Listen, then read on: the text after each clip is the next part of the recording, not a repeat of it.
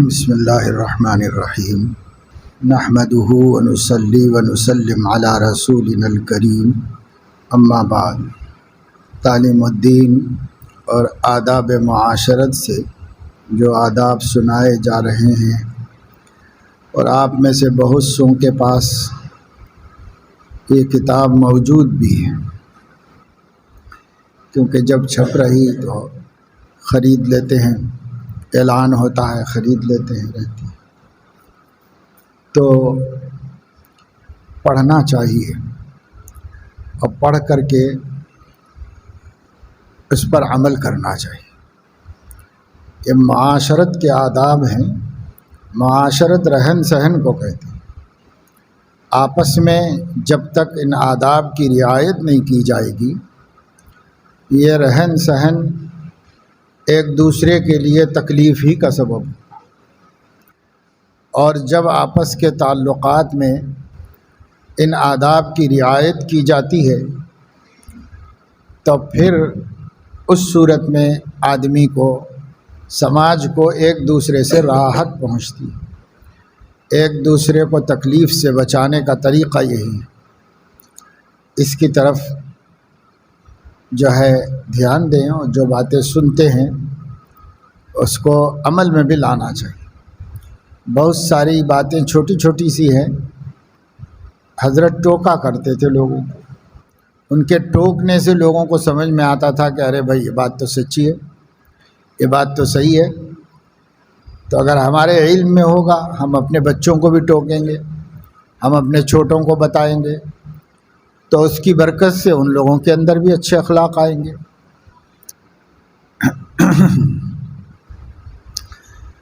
سائل کہتے ہیں کہ حضرت جی کئی مہینوں کے بعد اس مجلس میں آنا ہوا ہے، کئی حالات کا سامنا کرنا پڑا، ابھی اللہ کی طرف سے عذاب یا آزمائش پتہ نہیں، 2,50,000 کا دھوکہ ہوا اور بہت سارے اعمال بھی چھوٹ گئے۔ حضرت جی دعا کریں اللہ تعالیٰ دنیا آخرت کے حالات سدھار دے، مدد فرمائے، اعمال کیا کروں جس سے میری دنیا آخرت کے حالات ٹھیک ہو جائیں، رہبری فرمائے۔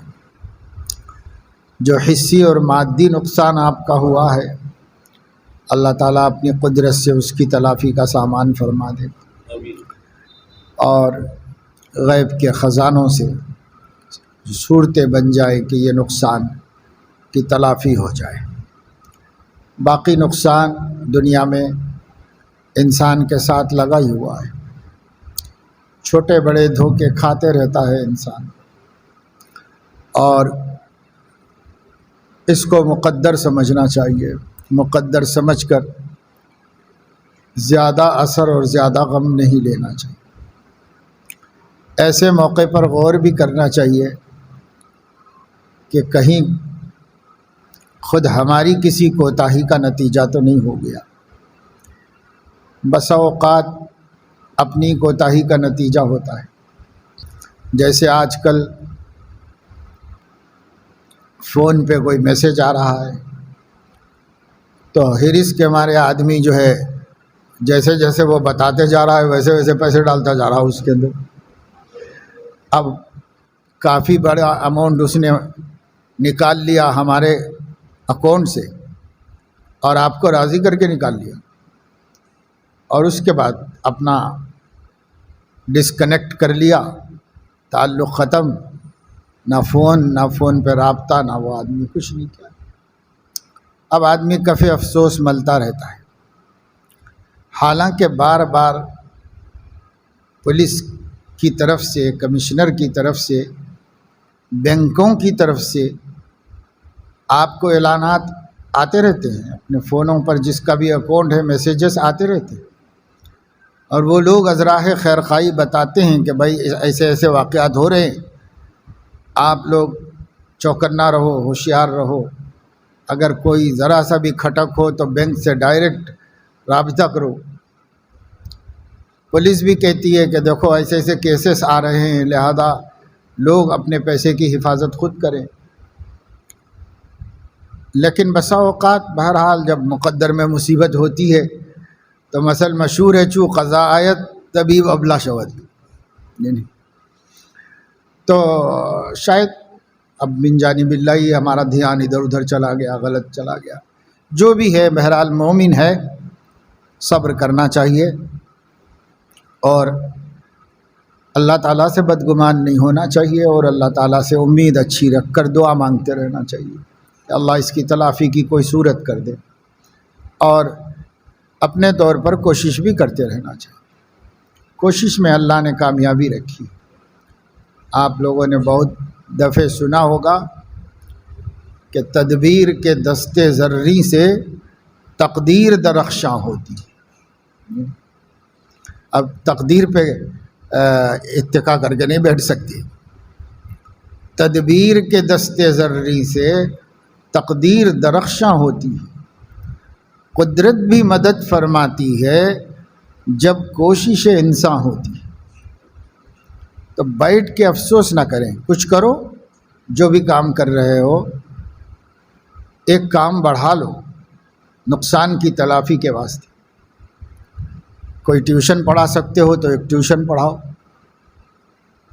کوئی مزدوری کر سکتے ہو تو ایک مزدوری کر لو، کسی دکان میں عارضی طور پر سیل مین بن جاؤ، کچھ کرو، 2-3 گھنٹے کا کوئی کام اور بڑھا لو، اور کوئی آمدنی اضافہ کر لو، کچھ تو تلافی ہو جائے گی۔ لیکن اگر ہم صرف سوچیں گے تو سوچنے سے غم بڑھنے کے علاوہ کچھ نہیں، غم نہ بڑھے۔ ایک صاحب کے گھر میں چوری ہو گئی، رات میں کوئی کچھ سب مار کے لے کے چلا گیا۔ انہوں نے اپنے بیٹے کو بلا کر کہا کہ بیٹا کسی سے ذکر نہ کرنا، اس بس یہیں تک رہنے دو، بات لٹ گئے ہم لوگ، اپنے تک ہی رہنے دو، کسی سے ذکر مت کرو۔ تو بیٹے نے کہا کہ کیوں؟ تو والد نے کہا کہ بیٹا 2 غم ہو جائیں گے، ایک غم تو اپنے مال کے چلے جانے کا، دوسرے ہر آدمی کے تانا دینے کا، ارے ایسا کیوں کرا، ارے ایسا کرنا تھا، ارے ویسا کرنا تھا، تو ویسا جو ہو گیا ہو گیا، اب کیا کرنا تھا اس۔ لیکن اتنے مشورے آئیں گے کہ وہ سن سن کے غم اور بڑھتا رہے گا۔ تو تدبیر کرو، البتہ اللہ تعالیٰ دے گا، اس کی تلافی کرے۔ دعا تو سب نے آمین کہی ہے، انشاءاللہ اللہ پاک اسے کریں گے۔ باقی دوسری بات اس میں یہ ہے کہ اعمال متاثر ہو گئے۔ اعمال کیوں متاثر ہو گئے بھائی؟ یہ تو کسی حال میں بھی متاثر نہیں ہونا چاہیے۔ ہم اللہ تعالیٰ کے بندے ہیں، ڈیوٹی پر ہیں، ڈیوٹی کبھی متاثر نہیں ہونا چاہیے۔ کچھ بھی حادثہ ہو جائے، کتنا بڑا واقعہ ہو جائے، کچھ اللہ کی طرف رجوع میں اضافہ کر سکو تو کرو، لیکن کم از کم اتنا تو کرو کہ معاملات ہمارے ترک نہ ہو، اتنا تو کرو۔ ہمارے نبی کی سنت یہ ہے، مصیبت میں بندگی میں اضافہ کر دیتے۔ ہم لوگوں کا طریقہ یہ ہے کہ مصیبت آئی تو فرض واجب بھی چھوڑ دیتے۔ تو وہ تدبیر جو اللہ کو ناراض کر کے کی جا رہی ہو، اس میں آپ اللہ سے کیا اچھی امید رکھیں گے؟ اللہ ہی سے تو لینا ہے، تدبیر میں بھی اللہ ہی تاثیر رکھا ہے۔ تو وہ تدبیر جو اللہ کو ناراض کر کے کی جا رہی ہو، اس میں اللہ سے ہم کیا اچھی امید رکھیں گے؟ ایسا ہے، یہ تو ایسا ہی ہے جیسے کوئی آدمی کسی کے بچے کو اسکول سے اغوا کر لے اور لے جا کر کے کہیں چھپا دے، اور اس سے کہے کہ صاحب ہمارے اوپر رحم کرو اور ہم ضرورت مند ہیں، ہم کو اتنے پیسے دو، تو اس کو کیا رحم آئے گا؟ اس کو رحم نہیں آئے گا، اور مجبور ہے بیچارہ، اپنے بچے کو چھڑانے کو دینے کو دے دے گا۔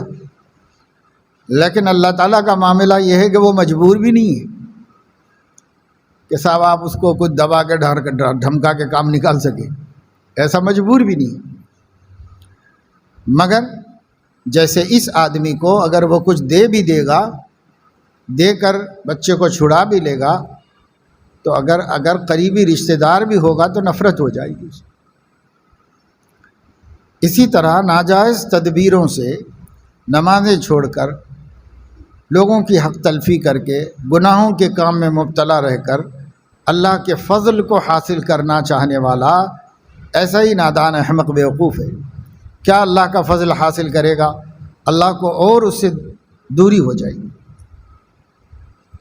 تو ایک مصیبت کی مصیبت اور دوسری مصیبت یہ کہ اللہ تعالی ہم سے ناراض ہے. تو ایسا نہیں کرو. اعمال اپنے کتنا بڑا حادثہ ہو جائے گھر میں، اعمال پہ کیا اثر پڑنے والا ہے؟ اعمال ترک مت کرو. حضرت مولانا یوسف صاحب رحمۃ اللہ علیہ کاندھلوی جو امیر جماعت تھے ماضی میں، وہ فرمایا کرتے تھے کہ لوگوں اعمال کو اہمیت دو. اللہ تعالیٰ کا کرم ہے کہ اس نے اعمال میں مال کو چھپا کے رکھا ہے. اعمال آپ بولتے ہیں، بولنے کے بعد مال ہے. اللہ کا کرم ہے کہ اس نے اعمال میں مال کو چھپا کے رکھا ہے. اعمال مت چھوڑو، مال ملے گا. یہ اہل اللہ کا یقین ہے اللہ تعالیٰ کے اوپر کہ ہم ان کی بندگی کریں گے، وہ ہمارا خیال رکھیں گے. اور اگر فرض کرو نہایت نیک متقی بننے کے باوجود بھی مصیبتیں آ رہی ہیں، تب بھی کوئی حرج نہیں، اس واسطے کہ کوئی ہمارا اللہ پہ حق ہے کہ وہ ہم کو دے. کوئی حق تو نہیں ہے. بندے کا مالک پہ کیا حق ہے؟ حق نہیں ہے، سب فضل ہے. جو کچھ اللہ کرتے ہیں ان کا فضل ہے. تو کبھی فضل کریں اور کبھی نہ کریں تو بھی اس میں بھی کوئی حکمت ہے. اس وجہ سے اعمال کبھی ترک نہیں کرنا چاہیے بھائی. اعمال کو ہمیشہ قائم رکھو، بلکہ معمولات بھی ترک نہ ہو تو بہتر ہے. البتہ مخلوق کے حقوق کی ادائیگی میں معمول چھوٹتا ہے تو کوئی غم نہ ہو، چھوڑ دو. اس لیے کہ معمول مخلوق کا طے کیا ہوا ہے اور مخلوق کے حقوق اللہ کے طے کیے ہوئے. اس لیے ان کے حق تلفی کی بات آ جائے تو کوئی نیک کام ہمارا چھوٹ جاتا ہے، کوئی بات نہیں. لیکن فرض واجب میں کوتاہی نہیں کرے. اس میں تو وہ تو اللہ کا حق ہے، اس میں کوئی کوتاہی نہیں. باقی ہمارا صبح بیٹھ کے ذکر کرنے کا معمول ہے، آدھا پون گھنٹہ گھنٹہ بھر عبادت کرتے ہیں، اس کے بعد اشراق پڑھ کے کام میں لگتے ہیں. لیکن پتہ چلے کہ صاحب اہلیہ کو دواخانے لے جانا ہے تو چھوڑ دو، ذکر لے کے جاؤ. اس لیے کہ یہ اس سے زیادہ بڑی عبادت ہے. اس سے اتنا آپ اللہ کے مقرب نہیں بنیں گے جتنا اس سے بنیں گے.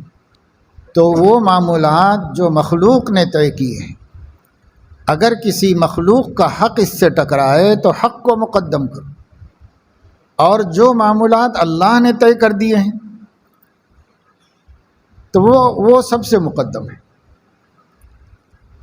بہرحال حضرت مسیح الامت رحمۃ اللہ علیہ فرمایا کرتے تھے، حضرت شاہ مسیح اللہ خان صاحب رحمۃ اللہ علیہ، کہ ہمیشہ یاد رکھو کہ دین احکام پہ چلنے کا نام ہے، دین خواہشات پہ چلنے کا نام نہیں.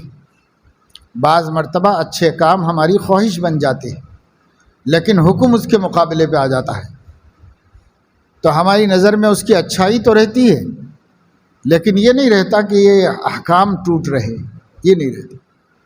اس لیے حکم نہ ٹوٹنے پائے، یہ ہونا چاہیے. اور مصیبت کی گھڑی میں اللہ کی طرف زیادہ رجوع کرو. یا ایھا الذین آمنوا استعینوا بالصبر والصلاۃ. عبادت سے گھر میں بہت تنگی ہوتی تو حضور اعلان کرتے تھے، یا اہلا صلو صلو، نمازیں پڑھو بھائی، نمازیں پڑھو، اللہ کی طرف رجوع کرو. سخت مصیبت کے دن چل رہے ہیں، اللہ کی طرف رجوع کرو، یہ سکھاتے تھے سب. اسی طریقے سے حضرت علیہ السلام بدر کے سنگین موقع پر اللہ سے رجوع تھے. بس نماز پڑھ کے دو ہاتھ اٹھا کے رو رہے تھے، مانگ رہے تھے، رو رہے تھے، مانگ رہے تھے، رو رہے تھے، مانگ رہے تھے. رجوع اللہ کیا کہ بڑی مصیبت آ گئی ہے، مصیبت آ گئی ہے، اللہ سے رجوع کرو. اللہ سے رجوع کرنا چاہیے مصیبت کی گھڑیوں میں، اور زیادہ اللہ کی طرف دھیان دینا چاہیے اور ان سے رجوع کرنا چاہیے.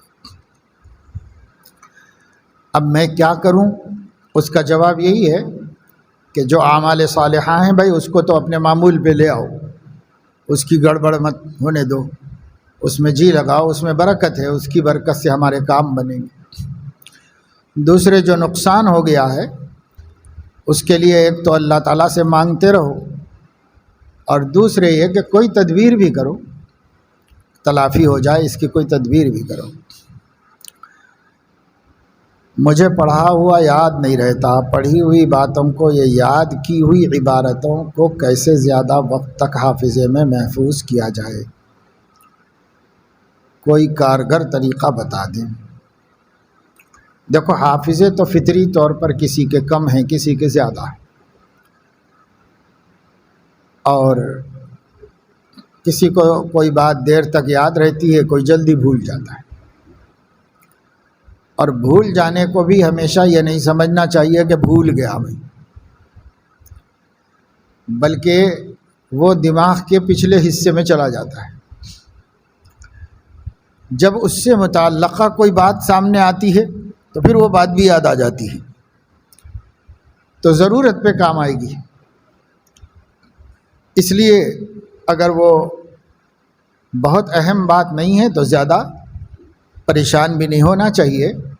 بعضی باتیں ایسا لگتا ہے کہ یاد نہیں، لیکن برسوں کے بعد ایک دوست ملتا ہے تو بھول ہی چکے تھے، اس کو نام و نشان بھی یاد نہیں تھا، لیکن جب سامنے آیا تو ذرا غور سے دیکھا تو وہ پیچھے سے یادداشت سامنے آ جاتی ہے، اچھا آپ فلاں ہیں، ایسے آدمی پہچان تو وقت پہ یاد آ جاتی۔ یہی بات حضرت حذیفہ رضی اللہ تعالیٰ عنہ نے فرمائی کہ حضور علیہ السلام نے ایک دن واعظ کیا، اور ایسا واعظ کیا کہ سب کو رلا دیا، اور اس میں قیامت تک کے سارے حالات بتا دی۔ تو حفظ من حفظ و نسی من نسی، حاضرین میں سے جس کو یاد رہ گئے یاد رہ گئے، جو بھول گئے بھول گئے۔ اتنا لمبا واعظ کون یاد رکھے گا؟ تھوڑا یاد رہ گیا، تھوڑا بھول گیا۔ ایک چھوٹا سا طالب علم رات ملنے کے لیے آیا تھا میرے پاس، تو میں نے اس سے کہا کہ بھائی ظہر کے بعد آپ لوگوں کے کلاس میں بیان ہو رہا تھا کسی کا، تو بولے کہ ہاں استاد نصیحت کر رہے تھے۔ کیا نصیحت کر رہے تھے؟ تو دو باتیں اس نے بتائیں۔ میں نے کہا اور؟ تو کہا دو ہی یاد ہیں، باقی کے بھول گیا۔ تو ٹھیک ہے، کچھ یاد رہے گا کچھ بھول جائے گا آدمی، سب تو یاد نہیں رہے گا، کسی کسی کو سب یاد رہے گا۔ تو حضرت حذیفہ فرماتے ہیں لیکن ایسے نہیں بھولے ہم کہ بالکل ہی دماغ سے چلا گیا۔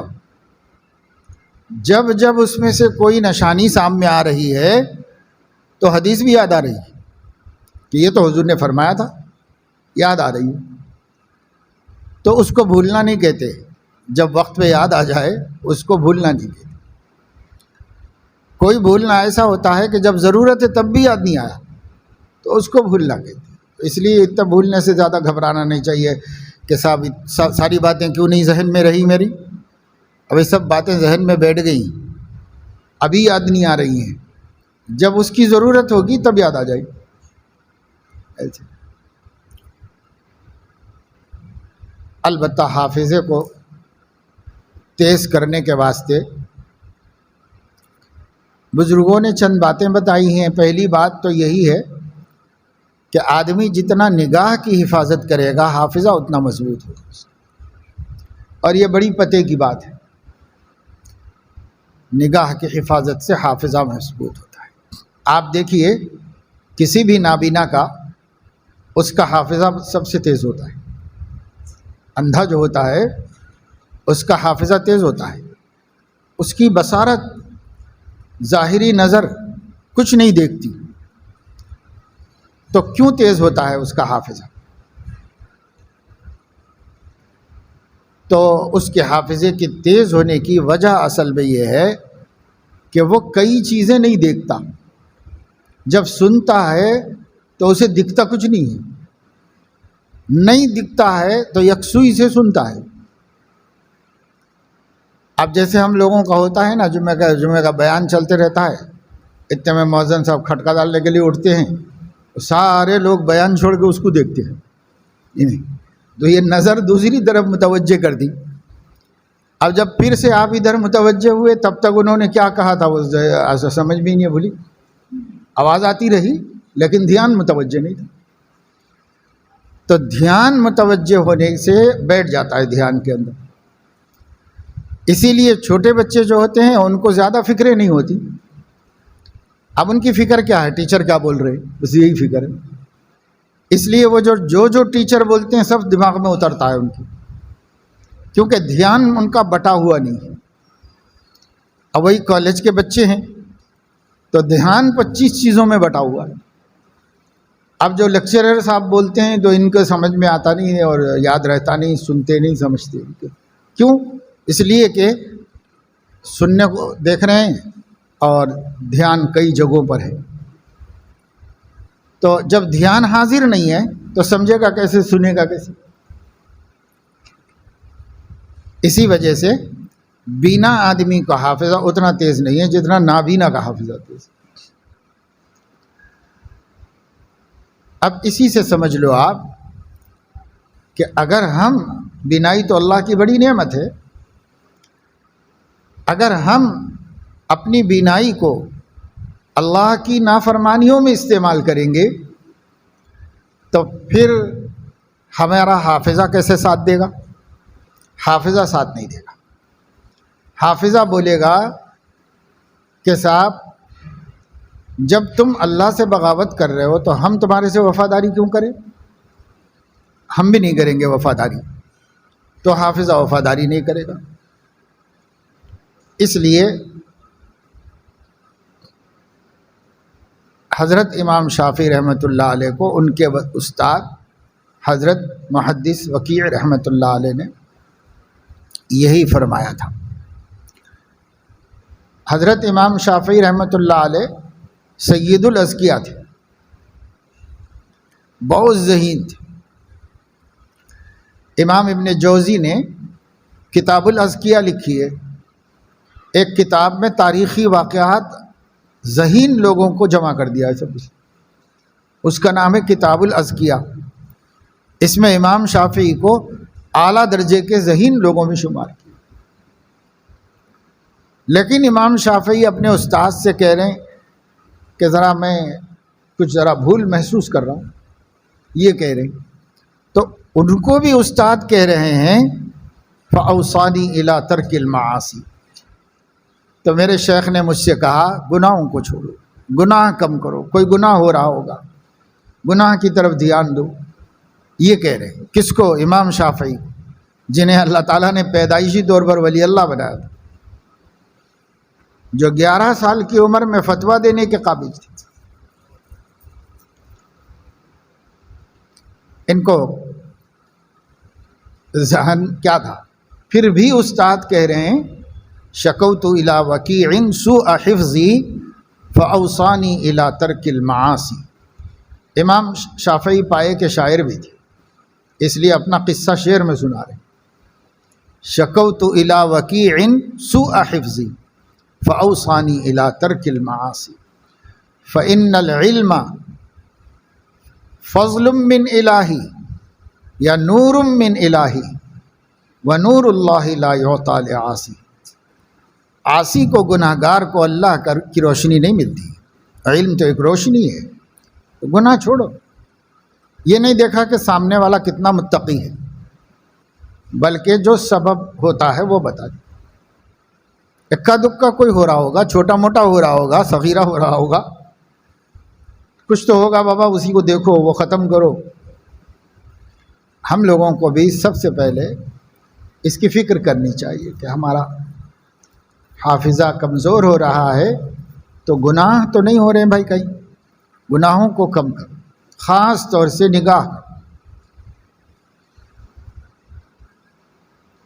ایک بزرگ تھے، کافی عرصے تک اپنے شیخ کے ہاں تربیت پائی۔ پہلے تو برسوں جا کے رہتے تھے نا پڑھے ہوئے، برس کے بعد جب جانے کا حکم ملتا تو جب جاتے تھے۔ کافی عرصہ رہے، شیخ کو اطمینان ہوا کہ یہ اب کہیں بھی رہے گا انشاءاللہ بھٹکے گا نہیں، دوسروں کو روشنی دے گا، جاؤ چلے جاؤ وطن۔ تو تیار ہو گئے۔ نصیحت حضرت ایک آخری نصیحت فرما دیجیے، جا رہا ہوں، پہلے تو جانا آنا تھوڑی کر سکتے تھے، اب تو ہوائی جہاز سے گھنٹے 2 گھنٹے کے لیے بھی چلے جاتے ہیں پیر صاحب کے پاس، پہلے ایسا تھوڑا ہی تھا۔ کہا حضرت ایک نصیحت خاص چلتے وقت کر دیجیے، ہمیشہ پلے باندھ لوں۔ تو انہوں نے کہا کہ دیکھو کبھی بد نگاہی نہ کرو، بس یہ نصیحت سن لیے چلے گئے۔ لیکن دل میں یہ بات آئی کہ اتنے برسوں سے خانقاہ میں رہتا ہوں، اتنی تربیت ہوئی ہے، اتنا تقویٰ خوف خدا پیدا ہوا، یہ تو عام جاہلوں کے کرنے کا گناہ ہے۔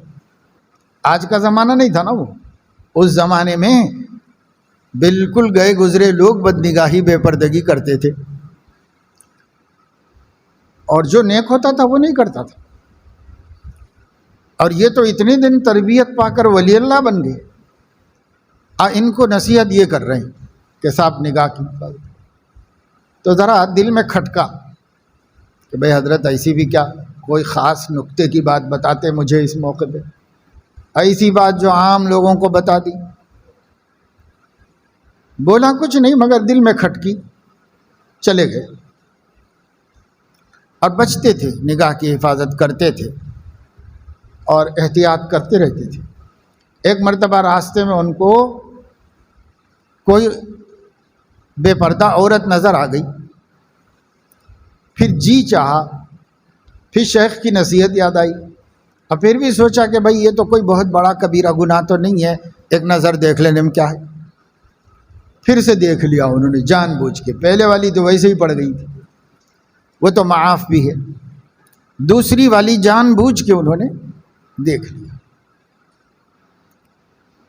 تو ان کا خود بیان یہ ہے کہ اسی رات پورا قرآن سینے سے نکل گیا، پورا قرآن، حافظ تھا میں، پورا قرآن نکل گیا سینے سے۔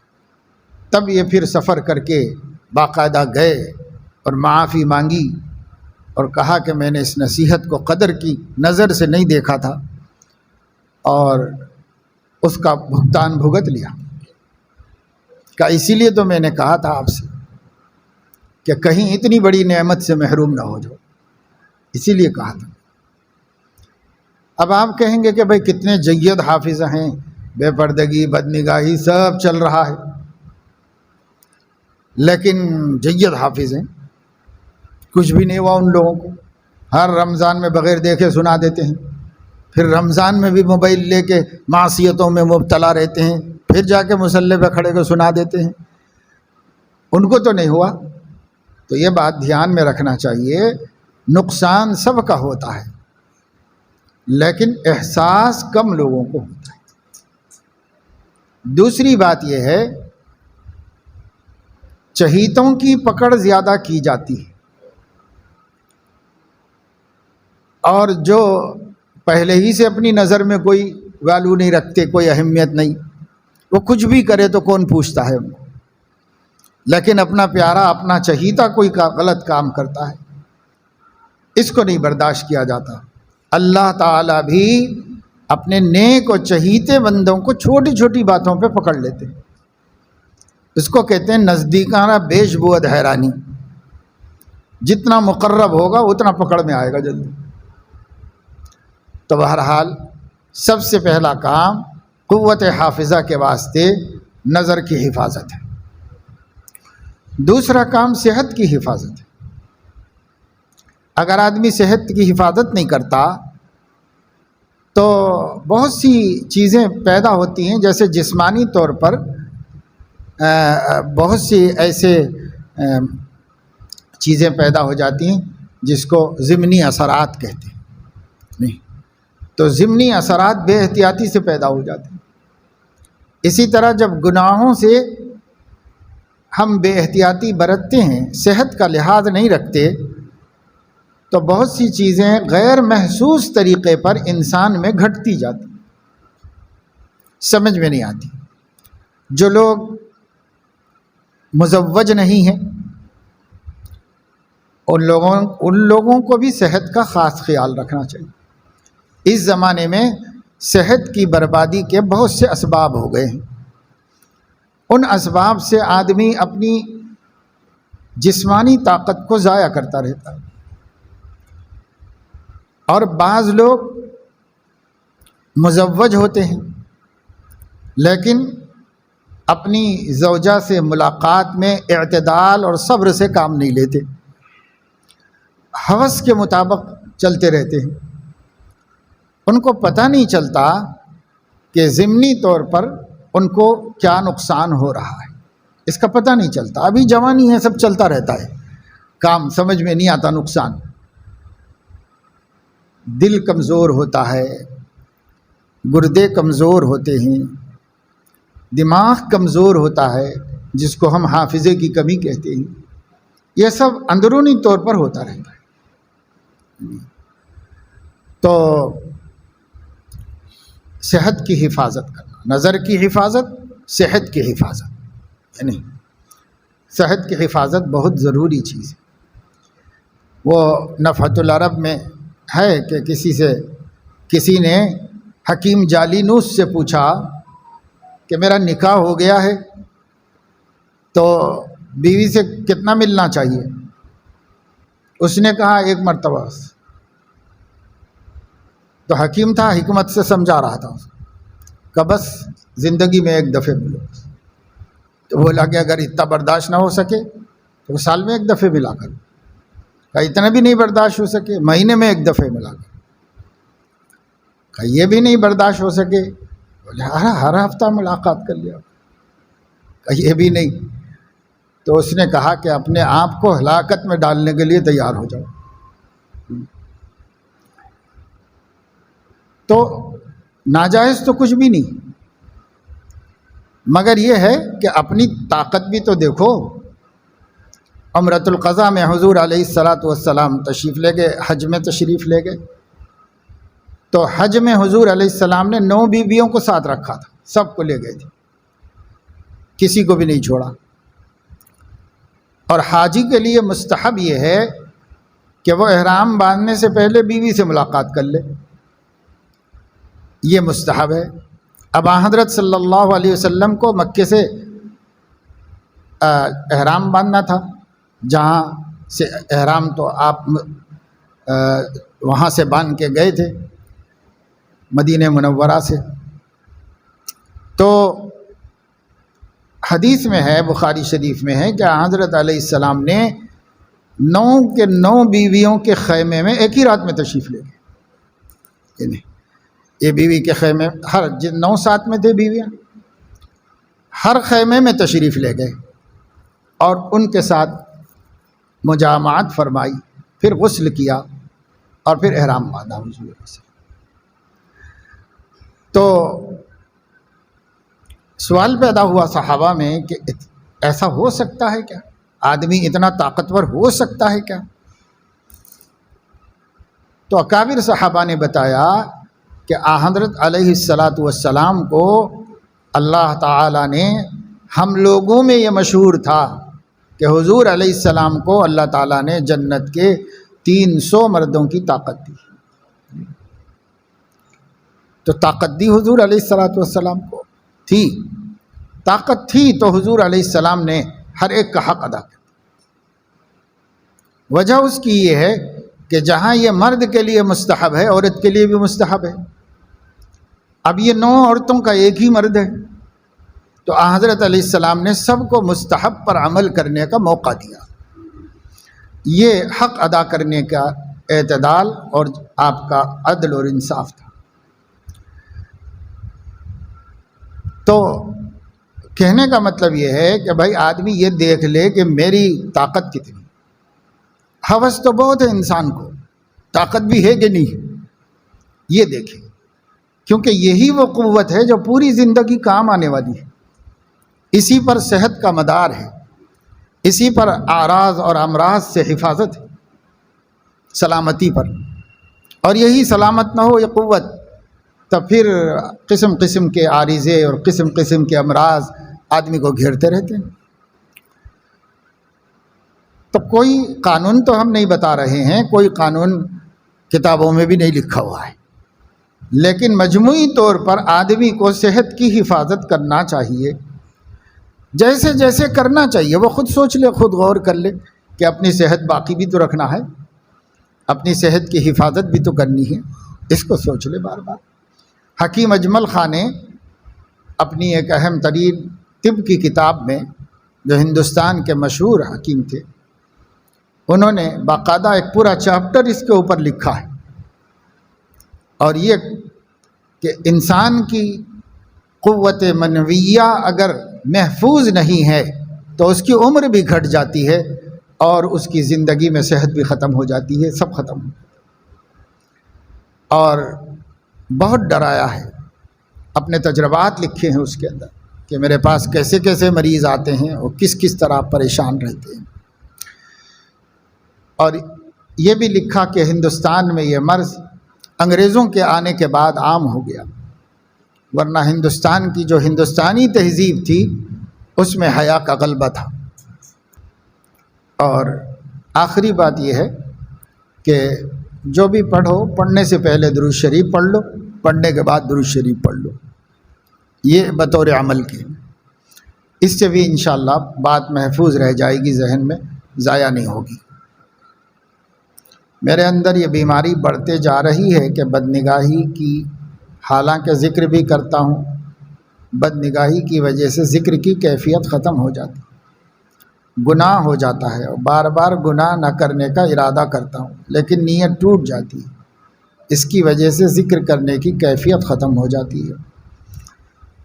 ایک بات تو یہ ہے کہ ذکر میں کیفیت کی ضرورت نہیں، ذکر کرو بس، ذکر فی نفسی ہی مطلوب ہے، محمود ہے، مفید ہے، چاہے جی لگ کر ہو، چاہے بد دلی کے ساتھ ہو، کسی بھی طرح ہو، وہ اللہ کا ذکر ہے، اپنی ذات میں مفید ہے، اپنی ذات میں مفید ہے۔ دیکھو بسا اوقات مریض نہیں چاہتا، اسے زبردستی دوا پلائی جاتی ہے، تو اثر ہوتا ہے کہ نہیں ہوتا ہے؟ بچے روتے ہیں، پورا گھر سر پہ اٹھا لیتے ہیں، تب بھی اماں پکڑ کے اس کے کسی طرح حلق میں ڈالتی ہے۔ اتنی ناگواری، اتنی زبردستی کے ساتھ پی ہوئی دوا اثر کرے گی کہ نہیں کرے گی؟ کرے گی اثر، 1 گھنٹے میں بخار اتر جائے گا۔ تو اگر مادی چیزوں میں اتنی تاثیر ہے، چاہے زبردستی استعمال کرے تب بھی، تو اللہ پاک کے نام میں اور ان کی تعریف و تسبیح میں کتنی تاثیر ہوگی؟ آپ چاہے جی لگے چاہے نہ لگے، برابر پابندی کریے اس کی، جی لگنے پر ڈیپینڈ مت رکھو اس کو۔ اگر ایسا کرو گے تب تو شیطان جی لگنے ہی نہیں دے گا کہ یہ آسان راستہ مل گیا بھائی، اس کا جی مت لگاؤ، نہیں کرے گا یہ، تو اس کا جی ادھر ادھر کرتا رہے گا۔ اس لیے شیطان کو، نفس کو موقع مت دو، اس سے بول دو کہ نادان، بے وقوف، الو کے پٹھے، اللہ کا نام ہے، چاہے جی لگے چاہے نہ لگے، میرے اللہ کا نام ہے، لیتا رہوں گا میں، میرے اللہ کی تعریف ہے، میں کرتا رہوں گا، جی کا کیا رکھا ہوا ہے؟ یہ طے کر لے گا تو پھر نفس و شیطان بولیں گے بھائی اس کو بھٹکا نہیں سکتے، اس کو محبت ہو گئی ہے اللہ کے نام سے، اب اس کو نہیں بھٹکا سکتے، وہ چھوڑ دے گا ہم کو بھٹکانا۔ غلطی ہم لوگوں سے یہی ہوتی ہے کہ طبیعت اکتا رہی ہے تو چھوڑ دیا، جی نہیں لگا تو بیچ میں سے ختم کر دیا۔ تو بھائی جی لگنا تو شرک ہے، اللہ کو چاہتے ہو یا جی لگنا چاہتے ہو؟ ٹیسٹ چاہتے ہو یا خدا کی رضا چاہتے ہو؟ ٹیسٹ کیا کریں گے بھائی لے کے؟ کیفیت کیا ہے؟ کیفیت اور جی لگنا یہ ٹیسٹ ہے، ٹیسٹ لے کے کیا کریں گے؟ ٹیسٹ چاہیے تو کوئی فروٹ کھا لو، کھانا وانا زبردست چرپٹا بنوا لو گھر میں، کھا لو، ٹیسٹ مل جائے گا۔ ذکر میں ٹیسٹ کیا ہے؟ ذکر میں تو روح کی تابندگی، تازگی، طاقت ہے، وہ آپ کے جی لگنے سے بھی ملے گی، نہیں لگنے سے بھی ملے گی، اور ایمان قوی ہوگا اور اللہ سے تعلق بڑھے گا۔ بلکہ حضرت حکیم الامت رحمہ اللہ تو فرماتے ہیں اگر کسی بندے کا جی نہیں لگ رہا پھر بھی کام کر رہا ہے تو اس کی ترقی تو اور تیز ہو جائے گی، اور تیز ہو جائے گی اس کی ترقی۔ اگر وہ فی کلومیٹر 100 کی رفتار سے جا رہا ہے تو 150 کی رفتار سے جائے گا، اگر جی نہیں لگ رہا ہے، کیونکہ اللہ کو رحم آئے گا اس پر، بھائی دیکھو اس کا جی نہیں لگ رہا ہے مگر میری خاطر بیٹھا ہوا ہے، میرے خاطر کام کر رہا ہے، میری خاطر نماز پڑھ رہا ہے، تو اللہ رب العزت کہیں گے کہ چلو کچھ وہ چل رہا ہے، کچھ ہم دھکا دے دیں، اس لیے وہ اور آگے نکل جائے گا، دوسروں سے بھی آگے نکل جائے گا۔ اس لیے نفس کے دھوکے میں مت آؤ۔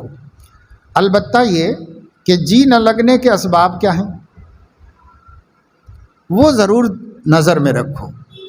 انہی اسباب میں ایک سبب یہ بھی ہے جو آپ نے لکھا ہے کہ بد نگاہی نہیں چھوٹ رہی ہے، یہ بہت بڑا سبب ہے ذکر اللہ میں جی نہ لگنے کا۔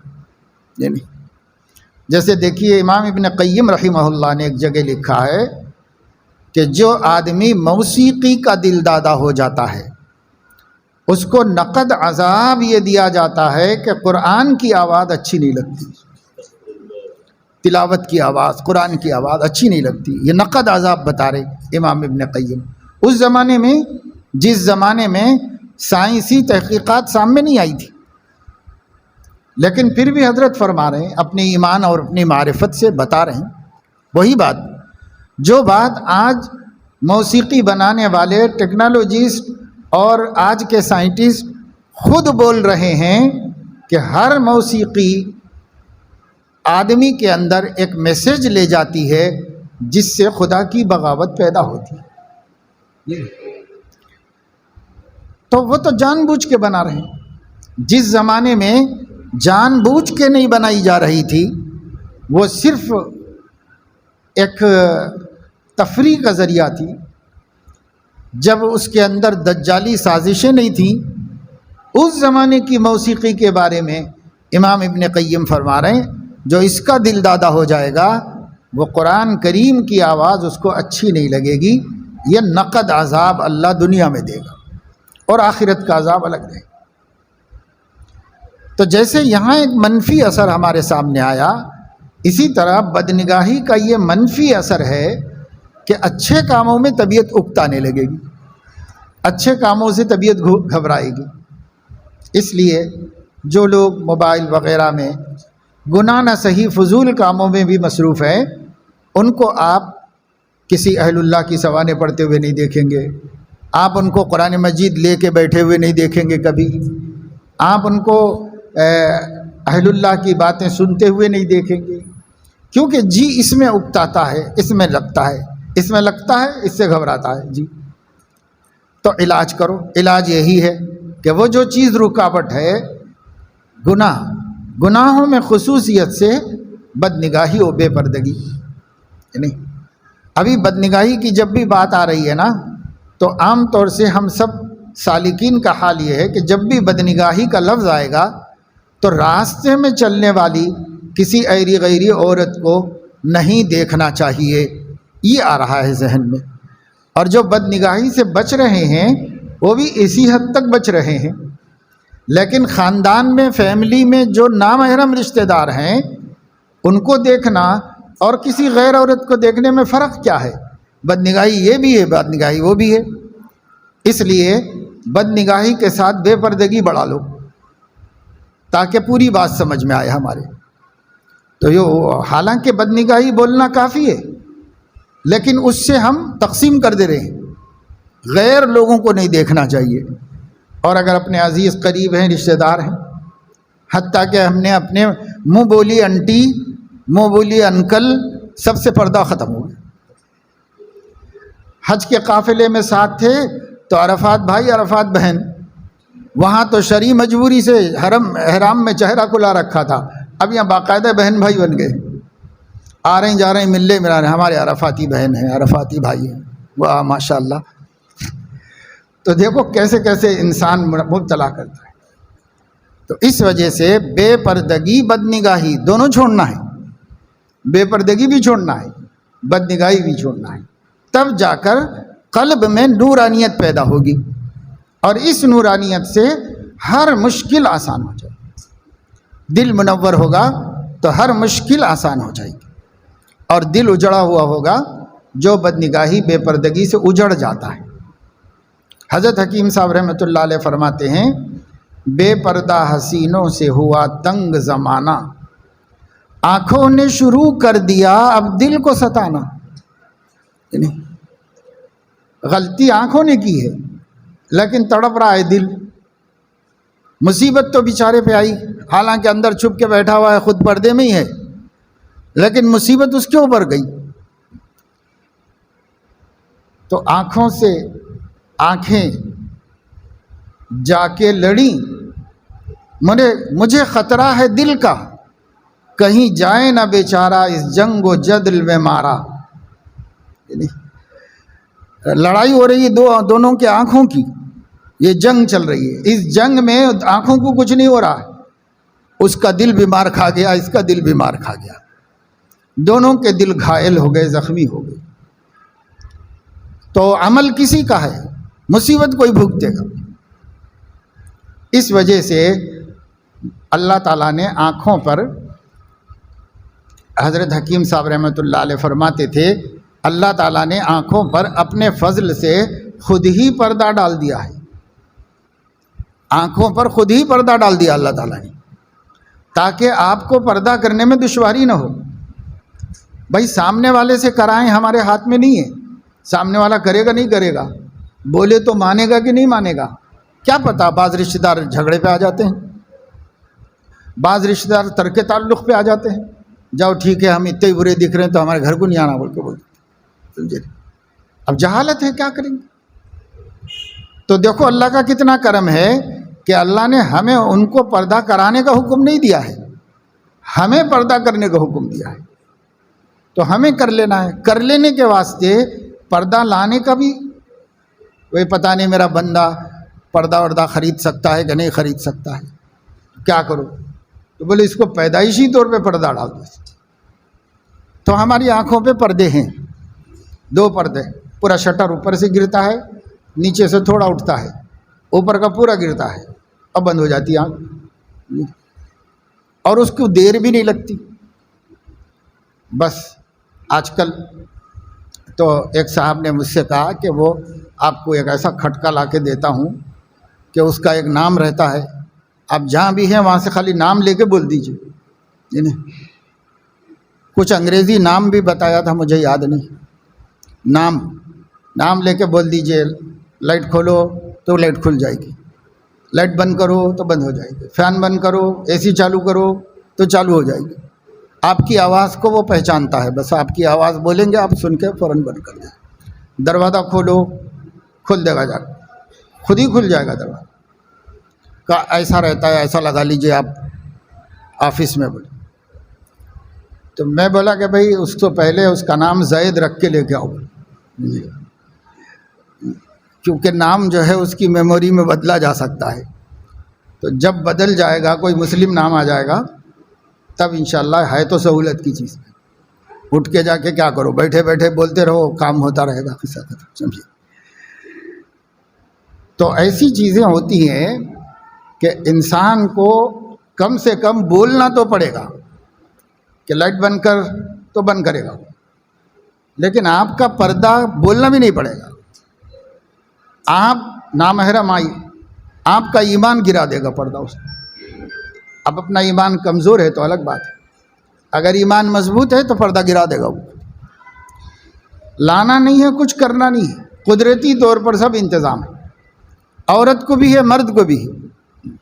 اب اس سے کہا جا رہا ہے یغضوا من ابصارہم، اس سے کہا جا رہا ہے یغضضن من ابصارہن، تو اللہ تعالیٰ یہ نہیں فرمائے کہ تم بھی پردہ کرو اور سامنے والی سے بھی پردہ کراؤ، یہ نہیں فرمایا، اس کو حکم دے دیا، ہم کو حکم دے دیا، اور پردہ ساتھ میں ہی دے دیا، تو ڈال لو بھائی پردہ، کیا مشکل کام ہے۔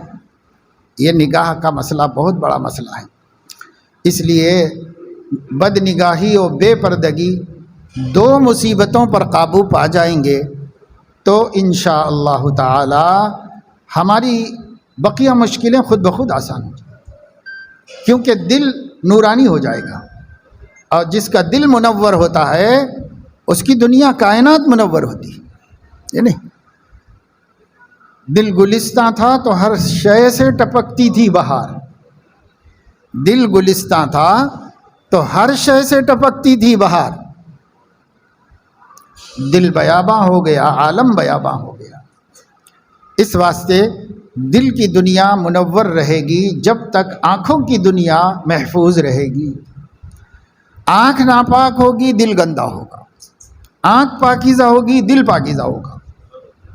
اس لیے یہ آنکھ کو پاکیزہ رکھو، صرف زندہ انسانوں ہی سے نہیں، یہ مردہ لاشوں سے، اسکرین پر آنے والی تصویروں سے، ہر چیز سے.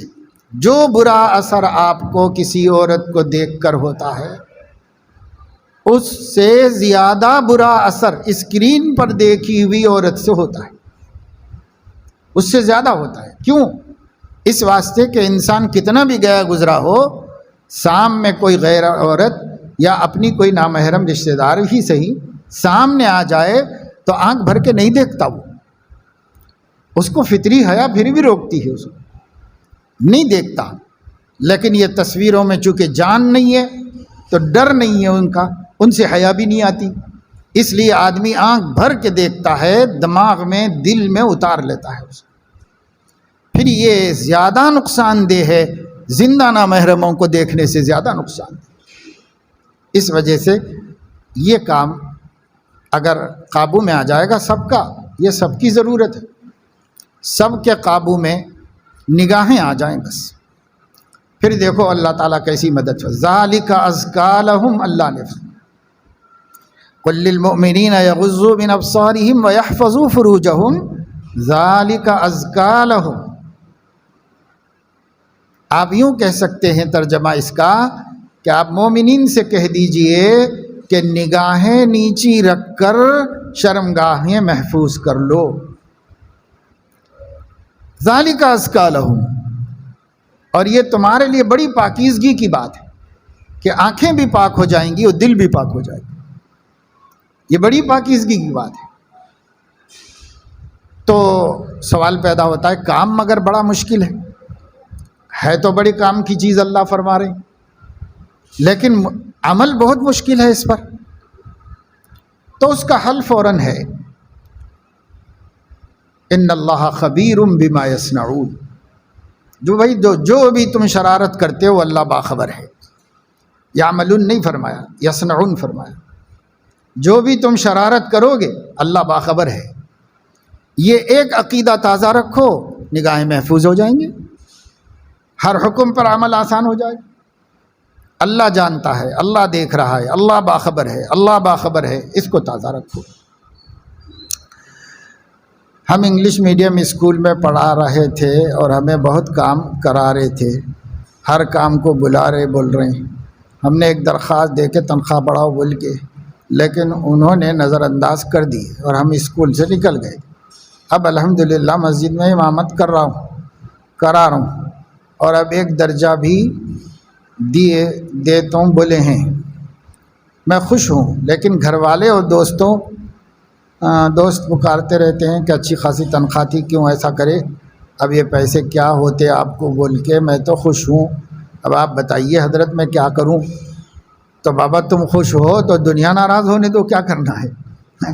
ساری دنیا ناراض ہو جائے اپنی بلا سے، اللہ نے ہمیں خوش کر دیا ہے تو خوش رہو.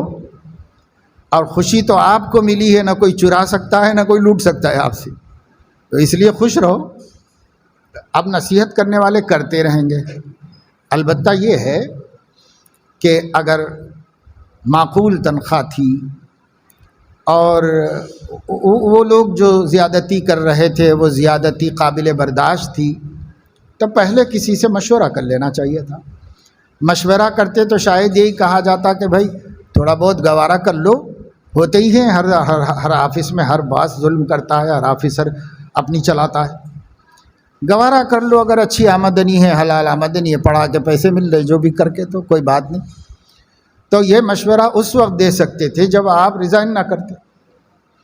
لیکن اب جب کہ ریزائن کر دیا ہے اور اس کے بعد ماشاءاللہ سے امامت شروع کر دی ہے اور بچوں کو پڑھانے کا بھی موقع مل رہا ہے تو ذہن نصیب اور دل بھی خوش ہے، تو کیا پریشانی؟ لوگوں کو بولتے رہنے تو چھوڑو۔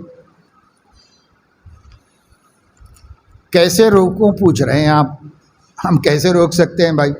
اللہ میاں نے ہر منہ میں زبان دی ہے اور 32 دانت دے دیے ہیں، آپ روکنا بھی چاہیں تو آپ کی انگلیاں کٹ جائیں گے، تو آپ کہاں سے روک سکتے ہیں زبان کو؟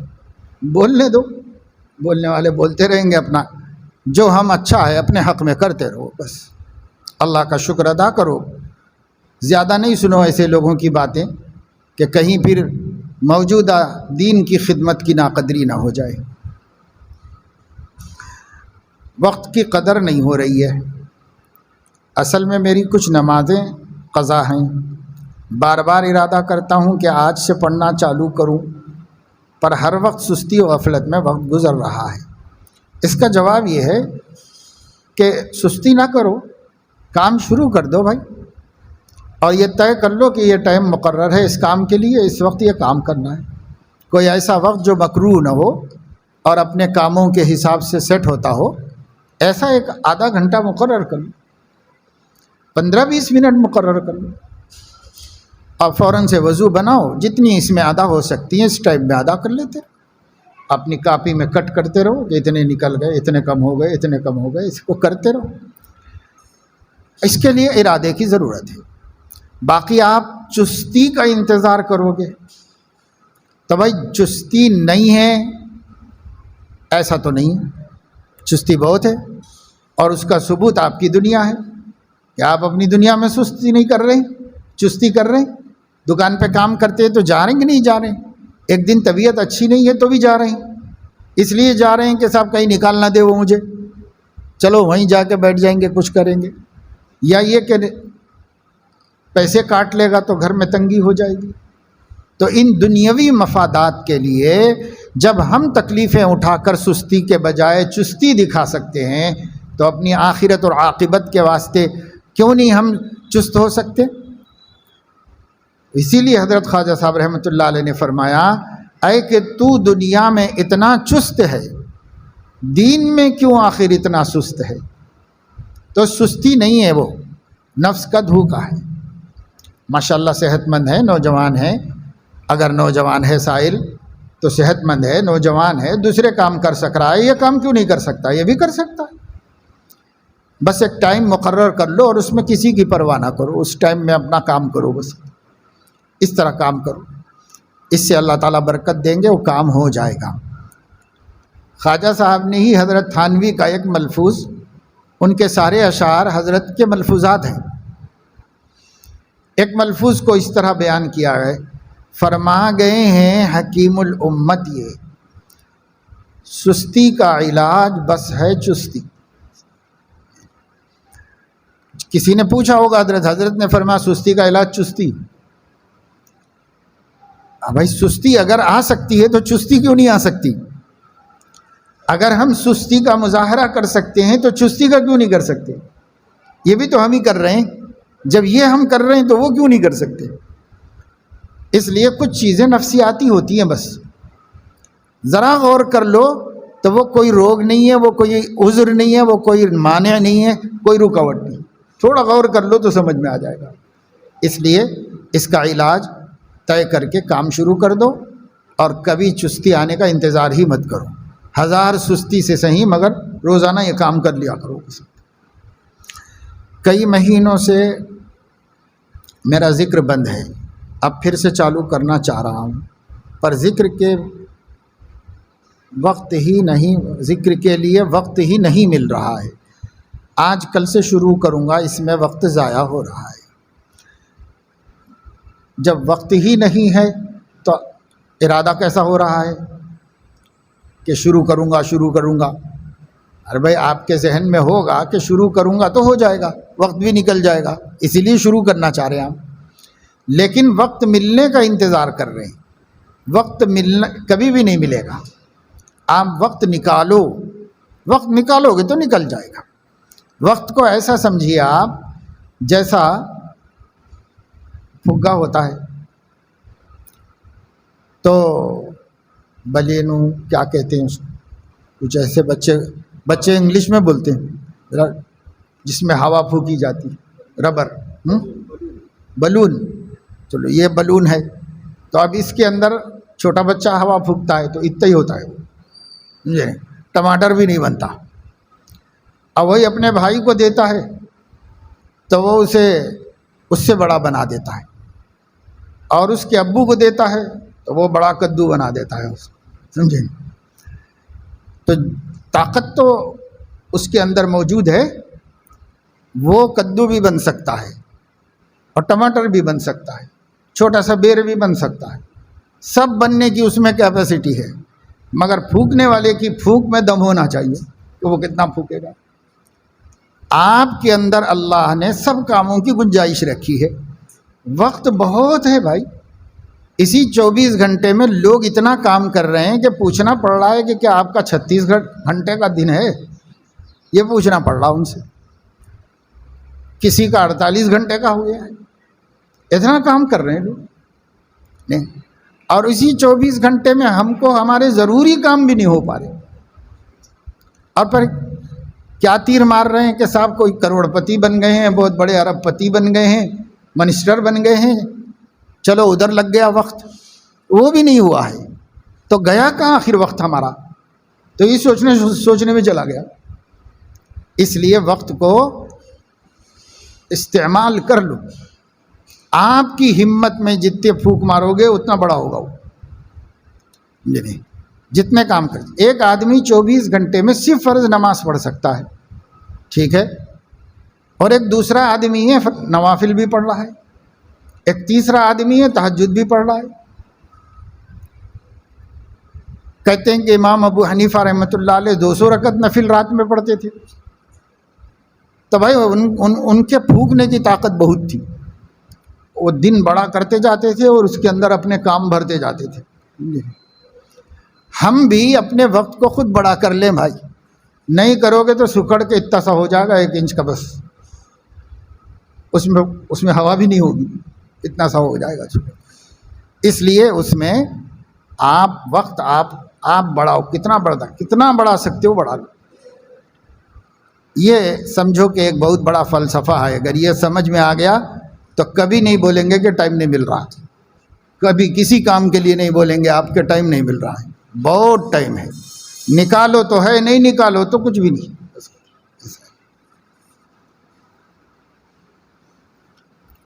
میرے ساتھیوں میں کسی کو کسی قسم کی ترقی ہوتی ہوئی دیکھتا ہوں تو ایک دم سے تکلیف محسوس ہوتی ہے، اور اس میں کچھ خامی نکال کر حیثیت گرا دیتا ہوں.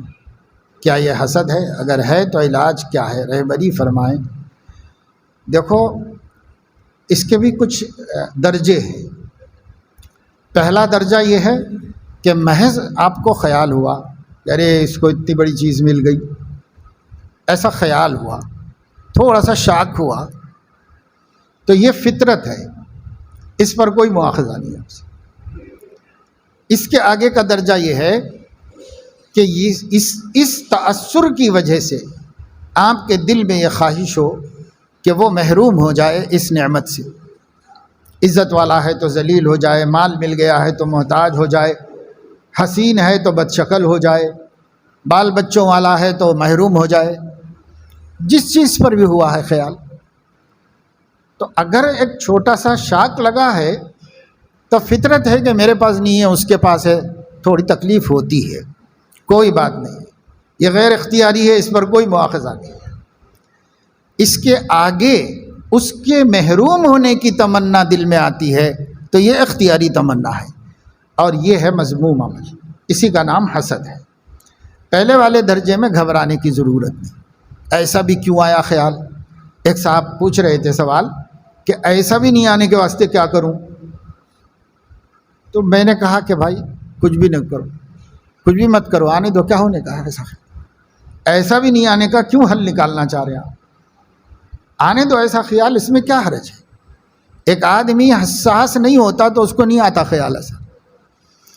ایک کا دل حساس ہوتا ہے تو آتا ہے اس کو خیال. اب یہ دل کی حس کی کم زیادتی ہے، ہمارے ہاتھ میں نہیں ہے، اللہ نے کیسا بنایا ہے.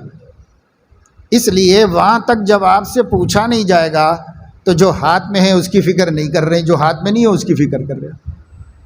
اس لیے وہ چھوڑ ہی دو، آگے بس یہ دیکھو کہ ایسا دل میں خیال آئے تو فوراً ہمارا ذہن یہ کہہ رہا ہے کہ نہیں کہہ رہا ہے کہ بھائی کیا بات ہے، اللہ نے دیا ہے تو تجھے کیا تکلیف ہے، تجھے چاہیے تو تو بھی مانگ لے اللہ سے، لیکن اس سے کیا تکلیف ہے، اس کو اللہ نے دیا ہے۔ اگر ایسا جواب آ رہا ہے بس ختم، ہمارا ایمان محفوظ ہے، ہم کو کوئی پریشان ہونے کی ضرورت نہیں۔ اس لیے اس کو حسد نہ سمجھو۔ اگر اس حیثیت میں آ گیا جو میں بتا رہا ہوں کہ زوال نعمت کی تمنا، یہ تعریف ہے حسد کی، جس کی نعمت دیکھی اس کی نعمت زائل ہو جانے کی تمنا کرنا، یہ اگر اس درجے میں ہے تو حسد ہے۔ اور اس کا علاج یہ ہے کہ یہ سوچ لیا کریں کہ کسی کو بھی کوئی کمال میں نے تو نہیں دیا ہے، میں دیتا ہوتا تو میں بخیل دیتا ہی نہیں اس کو، سب اپنے ہی پاس رکھ لیتا۔ ایک سخی نے دیا ہے، مجھے بھی دے سکتا ہے تو اپنے لیے مانگ لو نا بھائی، اس کے لیے کائے کو تم سوچ رہے ہو کچھ بھی۔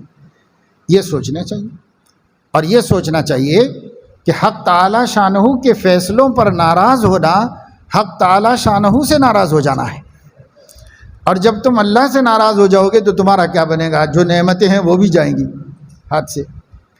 اس لیے اپنے دین کی باتوں سے، حدیث سے، قرآن سے، عقل سے اپنے اس تأثر کو، اس شاک کو جو دل پہ ہوا ہے، اور یا اس چرکے کو جو لگا ہے کسی کی نعمت دیکھ کر، ختم کر دو، مٹا دو، دھو ڈالو، ختم ہو جائے گا خود بخود، اثر ہی ختم ہو جائے گا۔ اور اگر محض اپنے علم سے اور اپنے عقل سے یہ بیماری ختم نہیں ہو رہی ہے تو پھر علاج کرو۔ علاج یہ ہے کہ اس کے لیے اللہ تعالیٰ سے ترقی نعمت کی دعا کرو، چاہے زبردستی نکلے مگر کرو کہ اللہ پاک آپ نے اس کو یہ چیز دی ہے، اور دیجیے، اور دیجیے، خوب ترقی کیجیے، حفاظت فرمائیے آپ اس کی اس نعمت کی، یہ دعا کرو زبردستی ہی صحیح۔ اور جب وہ ملے تو آگے بڑھ کے ملاقات کرو، سلام میں پہل کرو، مصافحہ کرو، اور کبھی کبھی اس کو چائے پانی کر دیا کرو اس کو، یہ نہیں۔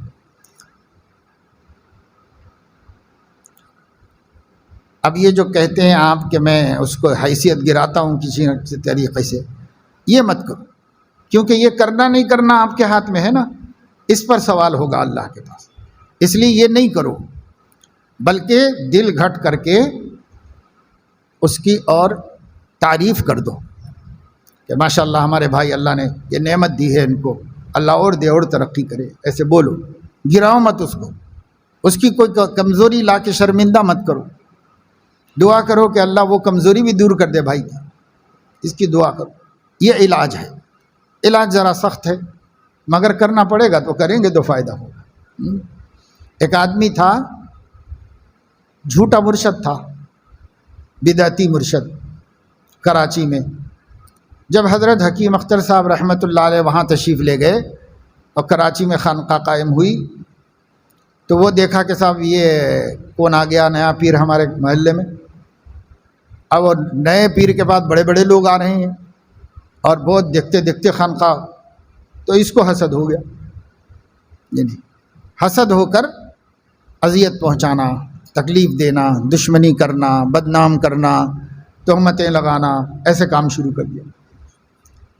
یہ کاموں کی حضرت کو خبر ہوتی رہی، تو حضرت بھی تو ایک انسان تھے، اور اس زمانے میں تو بہت بڑے جو ہے شیخ العرب والعجم نہیں ہو گئے تھے، مگر تھے ایک مرشد، مریدین تھے، لوگ تعلق والے تھے، عالم دین تھے، لوگ ان سے علم حاصل کرتے تھے، سب کرتے تھے، ایک اچھے طبیب تھے، ہاسپٹل چلا رہے تھے، سب کر رہے تھے۔ تو تکلیف تو ہوگی نا، تکلیف ہوئی، اس کی حرکتیں بڑھتی گئیں اور حضرت کے دل میں تکلیف بڑھتی گئی۔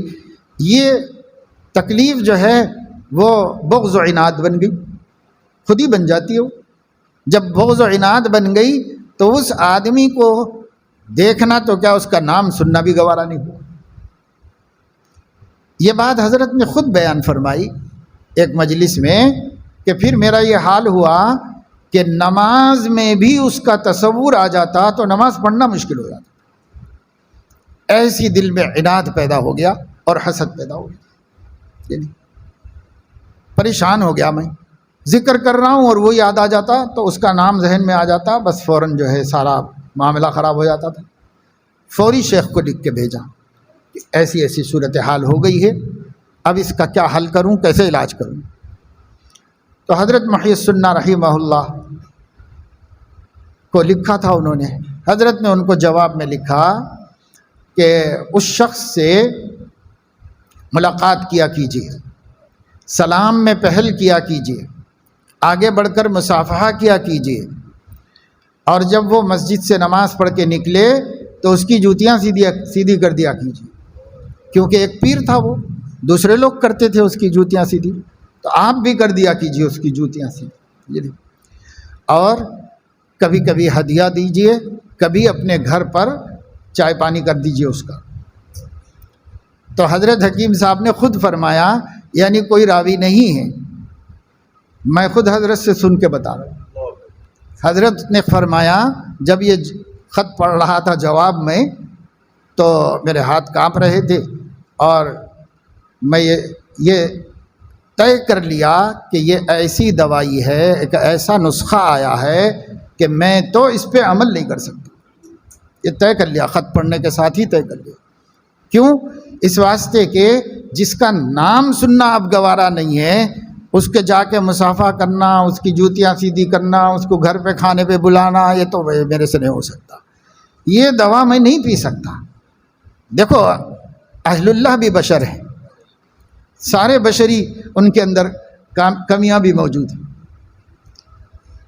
تو کیا کہہ رہے ہیں، یہ دوا میں نہیں پی سکتا، یہ نسخہ بہت سخت ہے، مگر یہ وقتی تاثر تھا۔ اس کے بعد ان کا علم، ان کی عقل، ان کا تقوی غالب آیا، اور انہوں نے اپنے نفس سے کہا اگر کہنا ماننا ہی نہیں تھا تو پھر کیوں شیخ بنایا ان کو؟ جب طبیب بنایا ہے تو بھروسہ کر، اور یہ علاج کرنا پڑے گا۔ نفس کو منوا لیا، کرنا ہی کرنا ہے، تو تھوڑا تھوڑا ایکسٹرا ہی کیا۔ حضرت نے فرمایا کہ میں یہ شروع کر دیا، سلام کرتا تھا، جواب ہی نہیں دیتا تھا وہ، لیکن برابر سلام کرتا تھا، کیونکہ مسجد ایک ہی تھی آنے جانے کی، سلام برابر نہ دے جواب، ہاتھ بڑھاتا تھا وہ ہاتھ کھینچ لیتا تھا، نہ کرے مصافحہ میں تو کر لوں گا، ایسا ہوتا رہا۔ پھر چند دنوں کے بعد وہ بھی ایک انسان تھا، دیکھا کہ یہ بھی بڑے پیر صاحب ہیں، سینکڑوں لوگ ان کے پاس آتے ہیں، لیکن میرے کو آگے بڑھ کے سلام کر رہے ہیں، کب تک جواب نہیں دے گا وہ؟ چند دنوں کے بعد اس نے وعلیکم السلام جواب دیا۔ پھر ذرا سلام میں تھوڑی محبت آئی، پھر تھوڑی آئی، پھر تھوڑی آئی، پھر اس نے ہاتھ بڑھانے پر اپنا بھی ہاتھ بڑھا دیا، مصافحہ بھی ہو گیا۔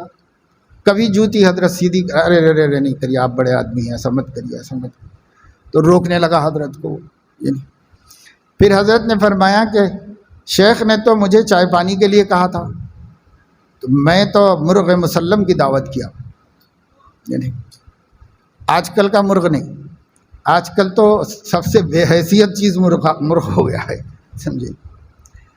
جب تک مرغ کی عزت تھی، جب تک کہ وہ داماد کے لیے کٹتا تھا، تب تک اس کی عزت تھی، اب تو وہ ہر کسی کے لیے کٹتا ہے، اس لیے اس کی کوئی عزت نہیں ہے، نہیں۔ تو حضرت نے اس کو بلایا، مرغ کی دعوت، چونکہ آہستہ آہستہ اس کا دل نرم پڑ گیا تھا، گھر جا کے دعوت دی، میرے گھر پہ آج کھانا کھا لیجیے آپ، پوں ٹوں کرا لیکن پھر قبول کر لیا، آئے کھانا کھائے۔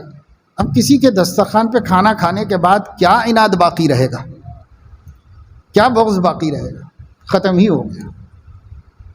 پھر حضرت فرمائے میرا سفر ہوا حیدرآباد کا، یعنی حیدرآباد سندھ کا، اسی ملک میں، وہاں گیا تو وہاں سے میں نے سفر سے واپس آتے وقت میں شیخ کا ایک دوا باقی تھی، ایک گولی، کہ ہدیہ پیش کرو، سفر سے آ کر ہدیہ پیش کرو۔ تو وہ آخری میخ ٹھوکنا تھا۔ تو حضرت نے فرمایا کہ میں کوئی معمولی ہدیہ نہیں لیا، خالص کشمیری اون کی شال خریدا، اور وہ خرید کے لے گیا حیدرآباد سندھ سے، اور گھر پہنچنے کے بعد ملنے کے لیے گیا کہ سفر میں گیا ہوا تھا، آپ کے لیے ہدیہ لایا ہوں۔ اس وقت 100 روپے کی شال تھی، خالص کشمیری شال، حضرت نے خرید کے اس کو ہدیہ کیا۔